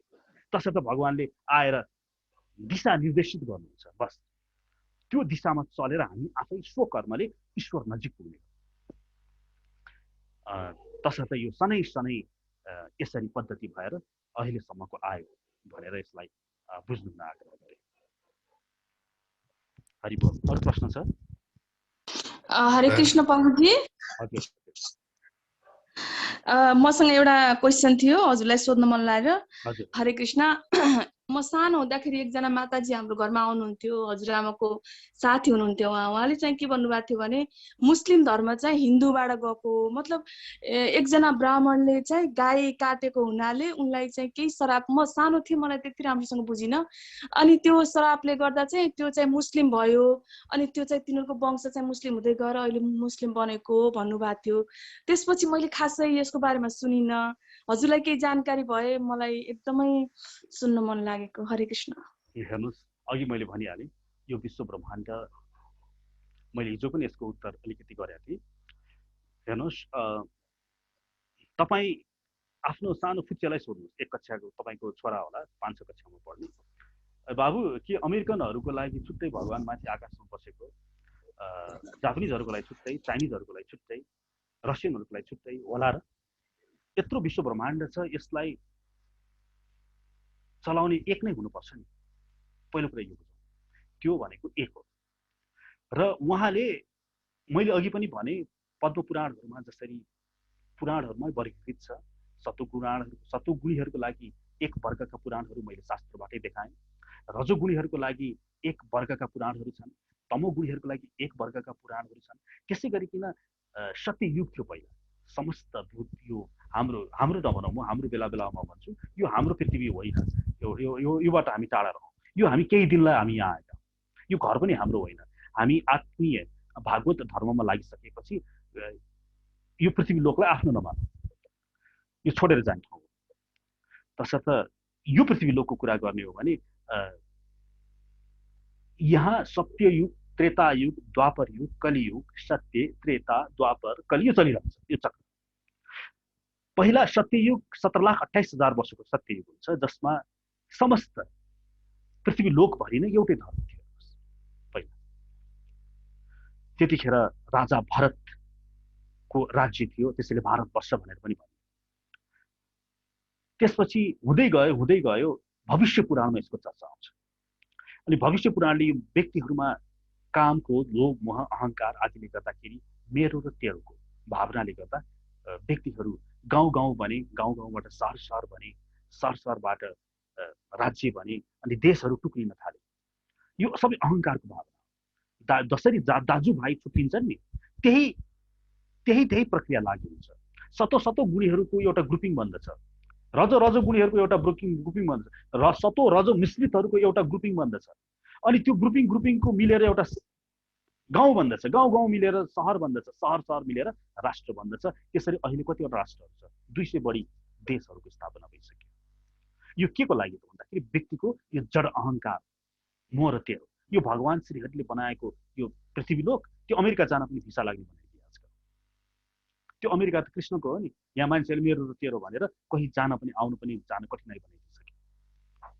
अर्थात् भन्न खोजेको के भन्दाखेरि यसरी व्यक्तिहरू छुट्टिँदै गएपछि कतिपय व्यक्तिहरू अहिले पनि वैदिक सनातन धर्मदेखि टाढा गए, अहिले पनि गइरहेका छन्। र उनीहरू उछिटिएर गए, जसलाई म्लेच्छ भनेर भनिन्छ। तर ती म्लेच्छहरू पनि भगवान श्रीकृष्णकै अंश हुन्। तसर्थ तपाईँले यहाँ बुझ्न आवश्यक भने धेरै पहिला पक्कै पनि सबै संसारभरि वैदिक सनातन धर्म नै थियो भने यी छुट्टिएर गएकाहरू हिन्दूबाटै गएका हुन्, अर्थात् हिन्दू भनेको त पछि नामाकरण गरिएको यो सिन्धु प्रदेशको क्षेत्रमा बस्ने व्यक्तिहरूलाई ती छुटिएर गएकाहरूले यो हामीले वैदिक सनातन धर्म पालना गर्ने वेद उन्मुख व्यक्तिहरूलाई उनीहरूले निक नेम हामीले बोलाउँछौँ नि, मान्छेले काले भनेर बोलाउँछ नि, कालो व्यक्तिलाई काले भनेर बोलाउँछौँ, कसैलाई चाहिँ नि डल्ली भन्छौँ। त्यस्तै गरिकन उनीहरूले हामीलाई हिन्दू भनेर चाहिँ नि निक नेम दिए। वास्तवमा हामी वैदिक सनातन धर्मी हो जसले वेदलाई मान्छ, त्यसलाई दिएको निक नेम हो। तर निक नेम पनि प्यारो हुँदै जान्छ। कसैलाई काले काले भन्दा भन्दा पछि उसलाई काले भन्दै आनन्द लाग्छ। त्यसै गरिकन अब हामीलाई हिन्दू धर्म प्यारो भइसकेको छ, अर्थात् हामी गर्वले आजकल हामीले आफूलाई हिन्दू भन्छौँ, किनभने अब हिन्दू छोड्न पनि सक्दैनौँ, यो हिन्दू नै हामीलाई प्यारो छ। तसर्थ वैदिक सनातन धर्म लामो पनि छ अलिकति, त्यसलाई निकनेम हिन्दू ठिकै छ। अर्थात् भनौँ वैदिक सनातन धर्मबाट उछिटिएर गएपछि यसलाई म्लेच्छ भनेर भनिन्छ। म्लेच्छ भनेका ती हुन् जो वैदिक सभ्यतालाई स्वीकार गर्दैन। त्यसपछि भगवानले ती व्यक्तिहरूलाई पनि उकास्नु पर्यो। उकास्नु पर्दाखेरि मैले हिजो मुसलमान धर्मको उदयको बारेमा भनेको थिएँ। यसको प्रमाण भविष्य पुराणमा प्रतिसर्ग पर्वको 4औं खण्डको 19औं अध्यायमा हो क्या। त्यहाँनिर के लेखिएको छ भनेदेखि त एकजना मोहम्मद भन्ने व्यक्ति यहाँ आए, जसलाई प्रोफेट मोहम्मद भनिन्छ। यी मोहम्मद यिनी को थिए भन्दाखेरि दैत्य त्रिपुरासुरका अंश थिए र दैत्य त्रिपुरासुरलाई बलि महाराजले, दैत्यराज बलिले यहाँ पठाए। के गर्नको लागि भन्दाखेरि यी छुट्टिएर गएका मध्य एसियामा बस्ने मुसलमान त्यतिखेर थिएनन्, यिनीहरू अति क्रूर भइसकेका थिए। यिनीहरूले अति धेरै इन्द्रिय तृप्तिमा लिप्त, थुप्रै पत्नी राख्ने, स्त्रीको लागि झगडा गर्ने, काटमार गर्ने, यसरी खालि इन्द्रिय तृप्तिलाई नै अन्तिम लक्ष्य मानेर एकदम अशान्तमा बसेका थिए। तिनीहरूलाई उद्धार गर्नुको लागि, ती त मेरै पुत्र हुन् नि, भगवान श्री हरिकै पुत्र हुन्, के कुकुर के बिरालो के मुसलमान सबै हरिका पुत्र हुन्। र तिनीहरूलाई उद्धार गर्नुको लागि मोहम्मदलाई पठाइयो। यो कुरा भविष्य पुराणमा के लेखिएको छ भन्दाखेरि त्रिपुरो बलि दैत्येन प्रेषितः पुनरागतः भनेर त्यहाँ यो श्लोक छ। त्यो भनेको के भने त्रिपुरो बलि दैत्येन प्रेषितः, बलि महाराजले प्रेषितः अरे पठाए रे, कसलाई? त्रिपुरासुरलाई रे। अनि पुनरागतः मोहम्मद भएर त्यो त्रिपुरासुर नै यस पृथ्वीलोकमा आयो र उनले आएर दैत्यराज बलि महाराजको संविधान ती व्यक्तिहरूमा लागू गरिदियो र यहाँ आएर त्यो संविधान जुन लागू गरियो, शारिया ल भन्छ नि, त्यो चोरे भने हाते काट्दिने, बलात्कारीहरूलाई लगेर गोली फुक्दिने, उनीहरूको त्यस्तो संविधान छ। यो असुरहरूलाई ठिक पार्नको लागि, र कुरान भनेको ती व्यक्तिहरूलाई ठिक पार्नको लागि दैत्यराज बलि महाराजको संविधान हो। र के देखिन्छ भने यो भविष्य पुराण हेर्दाखेरि बलि महाराजले मोहम्मदलाई पठाए, त्रिपुरासुरलाई दैत्यराज बलि महाराजले त्रिपुरासुरलाई मोहम्मद बनाएर यस पृथ्वीलोकमा पठाए। के गर्नको लागि त? यी मुसलमानहरूलाई उद्धार गर्नको लागि। फेरि उनीहरूको कुरानमा गएर हेर्ने हो भने मोहम्मदलाई अल्लाहले पठाए भनेर लेखिएको छ। तसर्थ यो दुईटै कुरा जुदाउँदाखेरि के देखिन्छ भने मुसलमानहरूको अल्लाह भनेको दैत्यराज बलि महाराज। बलि महाराजका पिता हुन् विरोचन, विरोचनका पिता हुन् हिरण्यकशिपु। उनका प्रहलादको पिता हिरण्यकशिपु। तसर्थ यहाँनिर यो बुझ्न आवश्यक छ, यी मोहम्मद अथवा क्रिस्चियन धर्ममा पनि जेसस, यी सबै प्रोफेटहरू ईश्वरबाट पठाइएको। उनीहरूले पनि मोहम्मदलाई भगवान भन्दैनन्, उनीहरूले मोहम्मद त एउटा पठाइएको मात्रै हो, प्रोफेट हो भनेर भन्छ। तसर्थ त्यो कसले पठाए भन्दाखेरि कोही अर्कै छ माथिबाट यस भूधरातलमा उद्धार गर्नको लागि पठाइएको। तसर्थ त्यो एकल ईश्वरलाई नै मान्ने हो सबैले त्यही एकल ईश्वरलाई नै मान्ने हो। मुसलमानहरूको उद्धार गर्नको लागि कुरान छ। उनीहरू तामसी प्रवृत्तिमा भएको हुनाले उनीहरूलाई पनि बाँधियो, उनीहरूलाई पनि मांसाहार नगर भनेर नै भनियो। अब अति मांसाहार गर्ने छन् उनीहरू, तर के गर्ने? मान्दैनन्। वेदले त मांसाहार नगर भन्ने सतुगुणी आदेश त उनीहरू पालना गर्न सक्दैनन्। अघि मैले चुरोटको उदाहरण दिएको थिएँ। त्यस्तै गरिकन उनीहरूलाई के भनियो? कमसेकम सुँगुर चाहिँ नखाइदियो है भनेर अलिकति भए पनि बाँधियो नि। स्त्रीहरू पनि विवाह गर्दाखेरि 5वटासम्म विवाह गर बाँकी नगर त्यसपछि भनेर 5वटासम्म छुट दिइयो नि। यसरी बिस्तारै सनै सनै कक्षा कथा चढाउने, अर्थात् एक कक्षाको विद्यार्थीलाई एक कक्षाकै किताब आवश्यकता हुन्छ, 2 कक्षालाई 2 कक्षाका किताब भन्या जस्तै यहाँ हाम्रो व्यक्तिको चेतना हेरेर कसैलाई कुरान किताब छ, कसैलाई बाइबल छ, कसैलाई हाम्रा वेदहरू छन्, कसैलाई पुराण छन्, पुराणमा पनि वर्गीकृत छ, कसैलाई के छ। हामी आफ्नो चेतना अनुसार आफ्नो किताब पढौँ। र तपाईँ म हामी हिन्दू आमाको गर्भमा आएका हौँ र हिन्दू आमाको गर्भमा आउनको लागि हामीलाई हाम्रो हात त छैन नि, त्यो ईश्वरको हात छ। भन्नुको मतलब ईश्वरले तपाईँलाई दिएको किताब त वेद, पुराण, उपनिषद, पुराण, स्मृति, संहिता आदि नै हुन्। हरे कृष्ण। हरे कृष्ण प्रभुजी, थ्याङ्क यू सो मच। समय छ भने एउटा प्रश्न सोधौँ प्रभुजी। हजुर सोध्नुहोस् ल। जस्तै अब यो धर्म परिवर्तनको कुरा छ, हामी अब हिन्दू आमाको गर्भमा आयौँ, हिन्दू भएर जन्मियौँ होइन। कोही हिन्दू अथवा कोही क्रिस्चियनले धर्म परिवर्तन गरेर अर्को धर्ममा जान्छ भने त्यो प्रति कस्तो धारणा हुन्छ अथवा त्यसलाई कस्तो रूपमा बुझ्नुपर्छ? धन्यवाद। हजुर हेर्नुहोस्, मैले भनिहालेँ धर्म भनेको हृदयले पढ्ने कुरा हो, बुद्धिले पढ्ने कुरा हो, हृदयले पढ्ने कुरा हो। हृदयले पढ्नु भनेको मतलब आफ्नो अन्तःकरण चोख्याउने धर्ममा लाग्नु। अब कोही व्यक्तिले धर्म परिवर्तन गर्दछ, पहिलो कुरा धर्म परिवर्तन भनेको कसरी बुझौँ भन्दाखेरि ईश्वरले त हामीलाई माता हिन्दू आमाको गर्भमा, वैदिक सनातन आमाको गर्भमा पठाए जसमा मेरो हात छैन।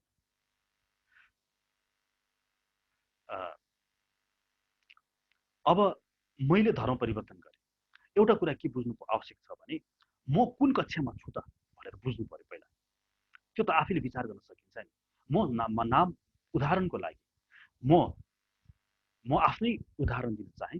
म पहिला विनय जङ बहादुर राणाको नाममा थिएँ। एउटा राणा परिवारमा रजोगुणी थिएँ। मांसाहार गर्नु, नशापान गर्नु त मेरो लागि एउटा आनन्दको कुरा थियो, झन् मजा लाग्थ्यो मलाई। र मेरो घरमा पनि क्षेत्रीहरूलाई रोकटोक हुँदैन, यहाँहरूलाई थाहा छ।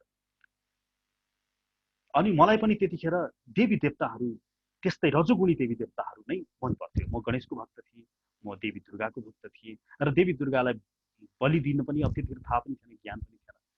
तर म अहिले आएर मैले मेरो आफ्नो ग्रन्थ नै परिवर्तन गरेँ। त्यतिखेर म अन्य ग्रन्थहरूमा आकृष्ट थिएँ भने म अहिले आफूलाई भगवत गीता, श्रीमद् भागवत महापुराण यो ग्रन्थमा फोकस गरेको छु। अब यो ग्रन्थमा फोकस गर्ने बित्तिकै मेरो आचार पनि परिवर्तन भएको छ। अब म के भयो, लसुन प्याज पनि खानु। अब मांसाहार त धेरै परको कुरा भयो। रक्सी त मैले नछोडेको 12 वर्ष होइन, चुरोट पनि छोडियो। अनि म आफै पनि हेल्थ पनि राम्रो भएर आयो, मेरो सबैजनासँग सम्बन्ध राम्रो भएर आयो। ममा क्रोध पक्कै पनि त्यो पहिलाको विनय भन्दा 10 गुणा राम्रो छ। भन्दाखेरि म त कक्षा चढेको छु नि, बुझिन्छ नि होइन? कक्षा चढेँ नि। अब तपाईँ भन्नुहोस्, तपाईँ मुसलमान बन्नुभयो, अब म मुसलमान भने, आज भने भन्ने बित्तिकै अब मेरो के हुन्छ? मैले के मान्नुपर्ने हुन्छ? 5वटासम्म श्रीमती राख्न सक्ने मसँग सामर्थ्यता हुन्छ। मैले सुँगुर बाहेक अरू सबै खान सक्ने मैले छुट पाउँछु भनेपछि म माथि चढेँ कि घटेँ? सोच्नुहोस् न, आफै सोच्नु। म कक्षा कोठाबाट त घट्या हो नि त। त्यो सो त कसैलाई मारेर खानु, त्यो जनावरलाई भए पनि जसलाई पनि मारेर खानु के राम्रो? अथवा त्यति मात्र होइन, मसँग त्यहाँ यसरी के हुन्छ भने मैले भन्नु खोजेको कुरा के भने यो आफैले स्व विवेक बुझ्नु। तसर्थ यदि तपाईँ माथि चढ्नुहुन्छ, जस्तो भनौँ कोही क्रिस्चियन हिन्दू बन्यो, हिन्दूमा पनि वैष्णव बन्यो, वैष्णव बनेर श्रीकृष्ण बन्यो भने ऊ 2-3 कक्षाबाट एकैपल्ट 4, 5, 6, 7, 8 कक्षामा चढ्यो र एक दिन ऊ भक्ति गर्दै जान्छ, 10 कक्षामा पुग्छ अनि उसले यसको लिभिङ सर्टिफिकेट प्राप्त गर्दछ र यस चक्रमा, यस दुखालयमा उसले आउनु नपर्ने गरी ऊ वैकुण्ठ धाममा जान्छ। भनेदेखि त कोही चाहिँ नि वैष्णव भइसक्या अथवा यस पूर्वीय सभ्यतामा आइसकेको व्यक्ति पनि क्रिस्चियन बनेर इन्द्रिय भोगमा लिप्त रहेर उसले गर्दछ भने ऊ कक्षा घटेको, ऊ 5 कक्षा पुगिसकेका मान्छे पनि घटेको। तसर्थ हामी कक्षा चढेको छ भने त्यसलाई विवेकशाली पुरुष मानौ र कक्षा घटेको छ भने त्यसलाई मूर्ख मानौ। र यो पनि हुन सक्छ जस्तो भनौँ मलाई सामर्थ्यता दियो, पूर्वीय सभ्यतामा जन्म दियो, तर म आफै घटेको होइन, म चाहेको होइन, मलाई चाहिँ त्यही मन पर्न थाल्यो, मलाई 5वटा श्रीमती नै चाहियो, मलाई मान्छाहार नै गर्नु पर्यो, त्यस्तै मेरो चेतना भयो भनेदेखि त मलाई मुसलमान नै राम्रो छ, म मुसलमान बन्नु पर्दछ। त्यो कक्षा घटेको होइन, त्यो डिमोसन गरिएको थियो। त्यो जस्तो भनौँ स्कुलमा हुन्छ नि 4 कक्षामा पढ्ने विद्यार्थीलाई उसले राम्रोसँग पढ्न सकेन भने उसलाई 2 कक्षामा राखौँ न भनेर मिलोमतोमै गरिन्छ। त्यो ईश्वरीय प्रावधान पनि हुन्छ। त्यसैले कसैलाई स्वच्छाले मुसलमान भन्छ किनभने उसलाई त्यो स्वच्छाले ईश्वरीय शक्तिहरूले सोझै बिस्तारै डिमोसन गर्छ, उसलाई थाहा पनि हुँदैन। तर उसैको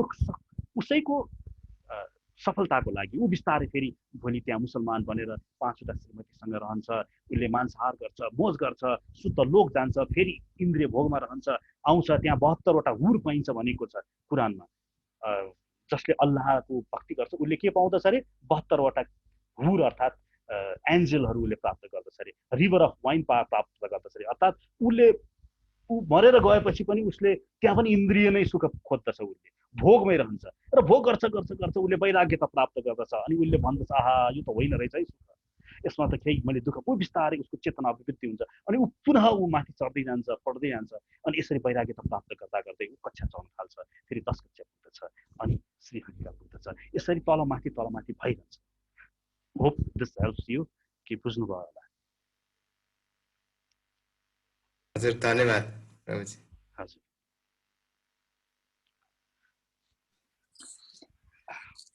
हरे कृष्ण प्रभुजी, दण्डवत प्रणाम। हजुर हजुर प्रभुजी, मन चाहिँ जड पदार्थ हो भन्छन् होइन, अनि यो जड पदार्थ भएपछि मनको कुरा सुन्ने कि नसुन्ने, यसले त अब जडले त कहिले पनि राम्रो कुराहरू त दिँदैन होला।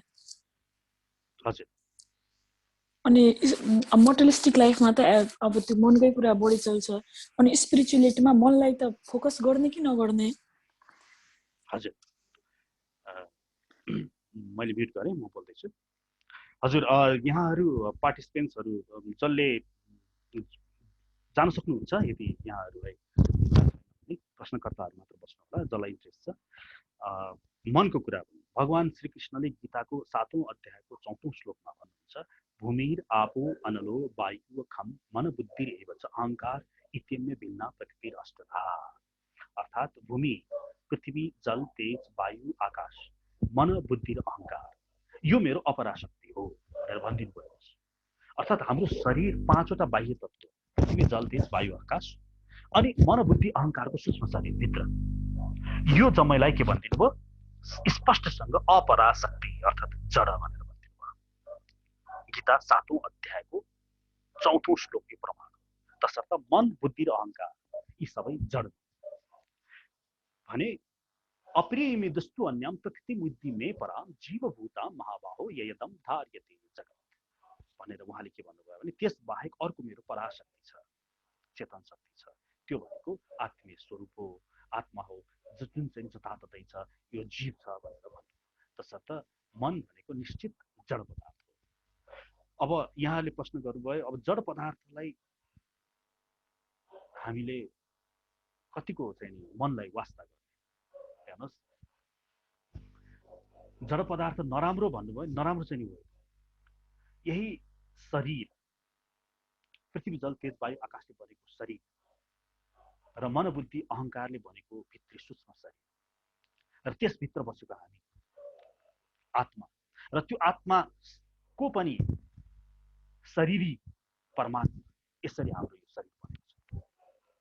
परमात्माले आत्मालाई शक्ति दिन्छन्, त्यही आत्माले फेरि मन, बुद्धि, अहंकारले शक्ति पाउँछ, परमात्माबाट पाएको शक्ति नै यता जाने हो र मन, बुद्धि, अहंकारले फेरि बाहिरको पृथ्वी, जल, तेज, वायु, आकाश रूपी यो बाहिरको स्थूल शरीरलाई क्रियान्वित गर्ने हो। अब यहाँनेरि मन भनेको के हो त भन्दाखेरि शास्त्रले के भन्छ त मनको बारेमा? मनलाई नराम्रो चाहिँ भन्यो, भगवानले के भन्नुहुन्छ भने बन्धुर आत्मनस्तस्य येन आत्मैव आत्मना जीतः अनात्मनस्तु शत्रुते वर्तते आत्मैव शत्रुवत्। गीता 6औं अध्याय, अर्थात् बन्धुर आत्मनात्मनस्तस्य, जसले मनलाई नियन्त्रण गर्न सफल भएको छ त्यसको लागि यो मन फेरि साथी हो। अनात्मनस्तु शत्रुत्व, तर जसले मनलाई नियन्त्रण गर्न सकेन त्यसको लागि यही मन नै दुश्मन हो, रिपु हो। यता मन एव हि मनुष्याणां कारणं बन्धन मोक्षयोः बन्धाय विषयासक्तां मुक्ते निर्विषयं स्मृताम् भनेर शाक्यायनी उपनिषदको पहिलो मन्त्रले भन्छ। यो मन नै मनुष्यको कारण हो रे, बन्धन र मोक्षको। र जसले मनलाई नियन्त्रण गर्न सक्छ त्यसको लागि यो साथी हो रे भने जसले मनलाई नियन्त्रण गर्न सकेन, छोडिदियो त्यो मन्त्रलाई, खुल्ला मनलाई भने त्यो बाँधियो भनेर भन्छ उपनिषदले, वेदले। मन एव हि जगत् सर्वम, मन एव हि महारिपुः, मन एव हि संसारो, मन एव हि जगत्रयम, मन एव हि संस्कारो, मन एव हि जीवकः। यसरी शास्त्रले मनको बारेमा विभिन्न निरूपण गरेको छ। तसर्थ तपाईको एकै उत्तर हुन्छ यहाँ, उद्धरे आत्मना आत्मनाम नात्मनाम अवसादे, आत्मा एव हि आत्मनो बन्धुर आत्मा एव रिपु आत्मना। आफूले आफूलाई, भगवान कृष्णले भन्नु तपाईलाई ठ्याक्कै तपाईको उत्तर, उद्धरे आत्मना आत्मनाम, आफूले आफूलाई उद्धार गर हे अर्जुन। कसरी गर त? मनलाई नियन्त्रणमा गर। यदि मनलाई नियन्त्रणमा गरिस् भने त्यो जड भए तापनि त्यो मनले नै तँलाई श्री हरिकहाँ पुर्याउँछ। र मनलाई नियन्त्रण गर्न सफल भइनस् भने त्यसले तँलाई नरकका पुर्याउँछ। हरे कृष्ण। हरे कृष्ण प्रभुजी, थ्याङ्क यू सो मच। प्रभुजी, हामीभित्र आत्मा, परमात्मा, आत्मा अनि श्रीकृष्ण, मन, यी तत्त्वहरू छन्। शरीरमा हुँदाखेरि सबभन्दा एक्टिभेट के भएर कुन तत्त्व हुन्छ? जस्तो अब साक्षी भावमा कुन बस्छ, अनि अहिले ममा भएको एक्टिभेट तत्त्वहरू चाहिँ को भएर बसिराखेको हुन्छ? जस्तो ब्रह्मवादीहरू भन्छन् उनीहरू आत्मासम्मको मात्र कुरा गर्छन् र आत्मालाई नै साक्षी भावमा आत्मा बस्या छ भन्छन्, त्योभन्दा उता जाँदैनन्। शून्यवादीहरू अब त्यो अलिकति म यहाँले अलिकति क्लियर पार्थे। अब यसलाई हामी आत्मा रूपमा हामी छौँ र उपनिषदले के भन्छ भने द्वा सयुजा सुपर्णा सखाया समानं वृक्षम परिशस्यु जाति। एउटा वृक्ष रूपी शरीर छ अनि त्यसमा दुईटा चराहरू बसेका छन्। द्वा सयुजा, दुईटा, सुपर्णा सखाया, यो चाहिँ दुईटा शाखा भन्ने फेरि अर्थात् अनि यो वृक्ष चाहिँ परिवर्तन भइरहन्छ। तर जति नै वृक्ष परिवर्तन भए तापनि यो दुईटा चरा चाहिँ सधैँ सँगै रहन्छ। त्यसमा तयोरेक्यम पिप्पलम स्वादु अक्ति अन्य अनस्नन्य विचाकर्षित भनेर भन्छ। अर्थात् त्यसमा एउटा चरा चाहिँ सधैँ साक्षी भएर बस्छ भने अर्को चरा चाहिँ नि हामी जीवात्मा, जो चाहिँ नि त्यो वृक्ष रूपी शरीरबाट उसले फलहरू भोग गर्छ। भन्नाले के बुझिन्छ भन्दाखेरि हामी परमात्माबाट नै शक्ति प्राप्त गर्छौँ। फेरि यता सुबालो उपनिषदले के भन्छ, यस्याक्षरम शरीरम भन्छ। अर्थात् त्यो आत्मा छ नि, त्यो आत्मा यदि त्यसलाई शरीर मान्यो रे, आत्मालाई शरीर मान्यो भने त्यो आत्माको पनि आत्मा को हो त भन्दाखेरि यस्या, त्यो चाहिँ फेरि परमात्मा, त्यो श्रीकृष्ण हुनुहुन्छ। मतलब अब जीवात्मा कसरी फसेको छौँ त हामी यस लोकमा भन्दाखेरि हामी जगतगुरु कृपालुजी महाराज भन्नुहुन्छ यो परमात्मा यहाँ बसेको छ अरे, हामी आत्मा छौँ, तर यसरी हुनुपर्ने ठाउँमा यस्तो छौँ। हामी चाहिँ संसारमा बहिर्मुखी भयौँ। यहाँसम्म पनि भन्छन् कि आचार्यहरूले ब्रह्माजीले एउटा गल्ती गर्नुभयो। के गर्नुभयो भने जीवलाई बहिर्मुखी बनाइदिनु भयो। यो आँखाले बाहिरै हेर्छ, नाकले बाहिरै सुन्छ, कानले बाहिरै, कि हामी बाह्यमुखी भयौँ। तर अन्तर्मुखी हुनु पर्यो है। अन्तर्मुखी अर्थात् यहाँ हेर्नुहोस्, म को हुँ, म कहाँबाट आएँ, यो ब्रह्म जिज्ञासा भन्छ नि। यसको लागि आह्वान गर्दाखेरि हामीसँग 25 जना पार्टिसिपेन्ट्स भाग लिन्छ। तर यहाँनिर अहिले यो बहिर्मुखी या म्युजिकको सेसन अथवा त्यस्तो बनाइदियो भने 1000 जना पार्टिसिपेन्ट्स हुन्थ्यो। किनभने व्यक्तिहरू यसरी बस्छ, हामी ईश्वरतिर फर्किन चाहन्छौँ। त्यो चाहिँ हाम्रो मूल लक्ष्य हो र ईश्वरबाट नै हामी सञ्चालित छौँ। अब ईश्वरले तबसम्म पर्खेर बस्नु भएको छ जबसम्म हामी यस्तो हुँदैन।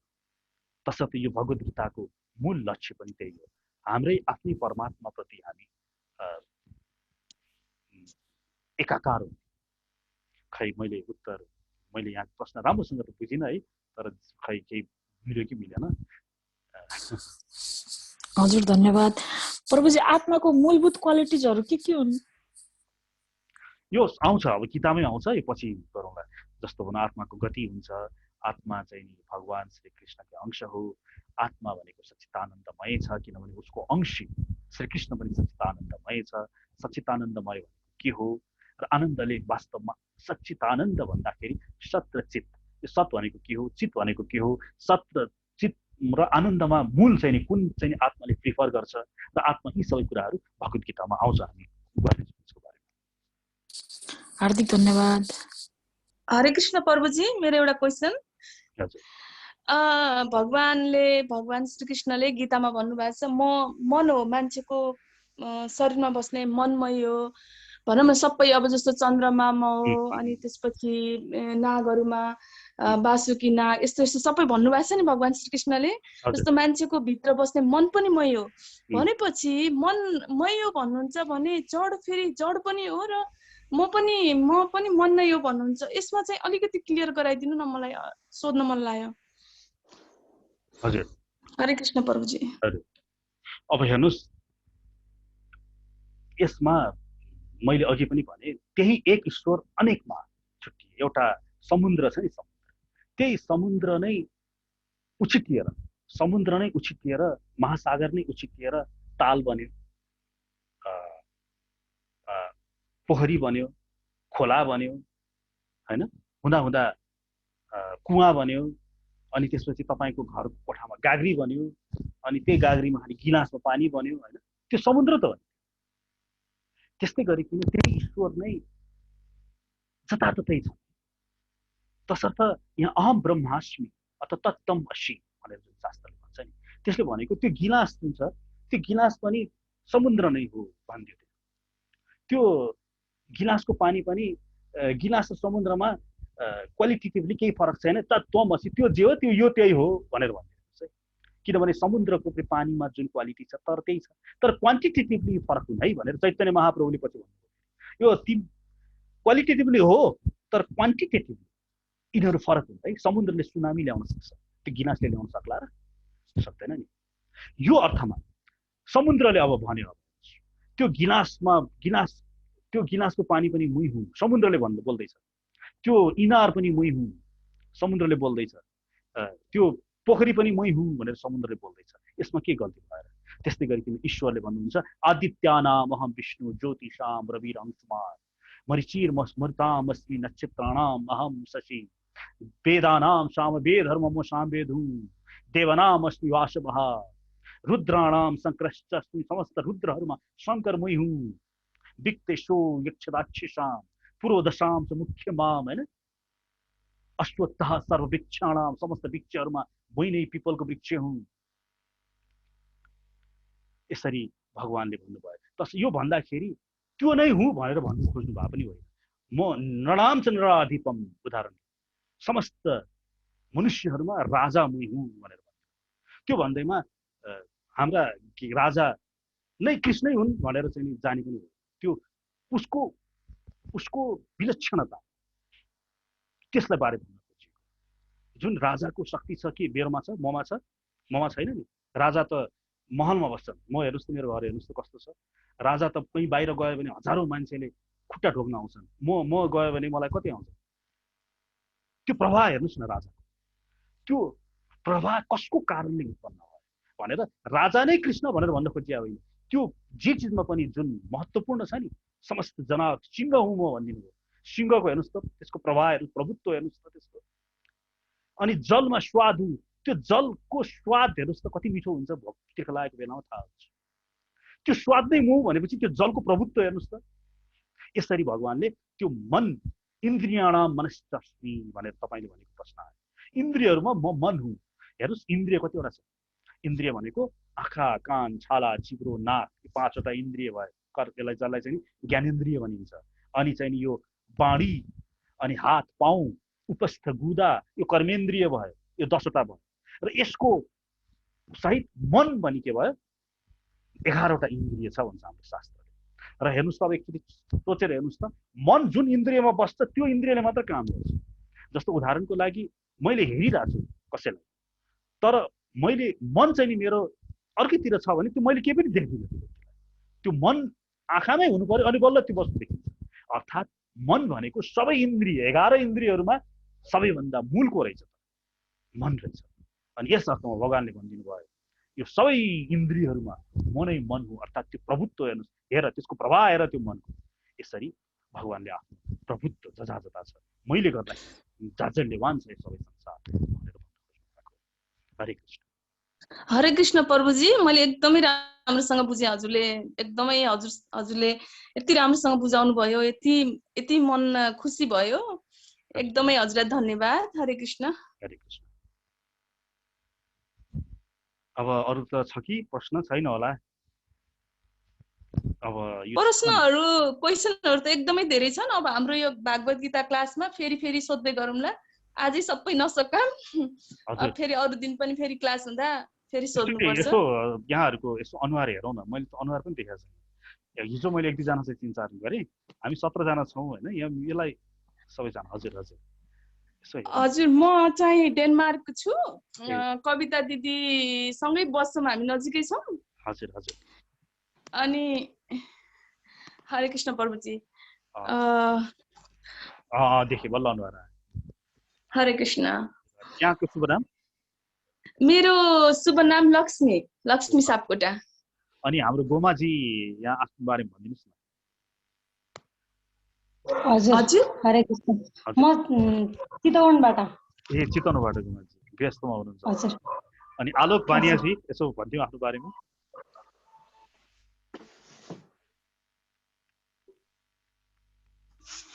आलोकजी ल ठिक छ, लाज मान्नुहुन्छ नबोले पनि हुन्छ। अनि हरहरि लामिछानेजी आफ्नो बारेमा यसो चिनापरिचय केही दिनुहुन्छ कि? हरे कृष्ण।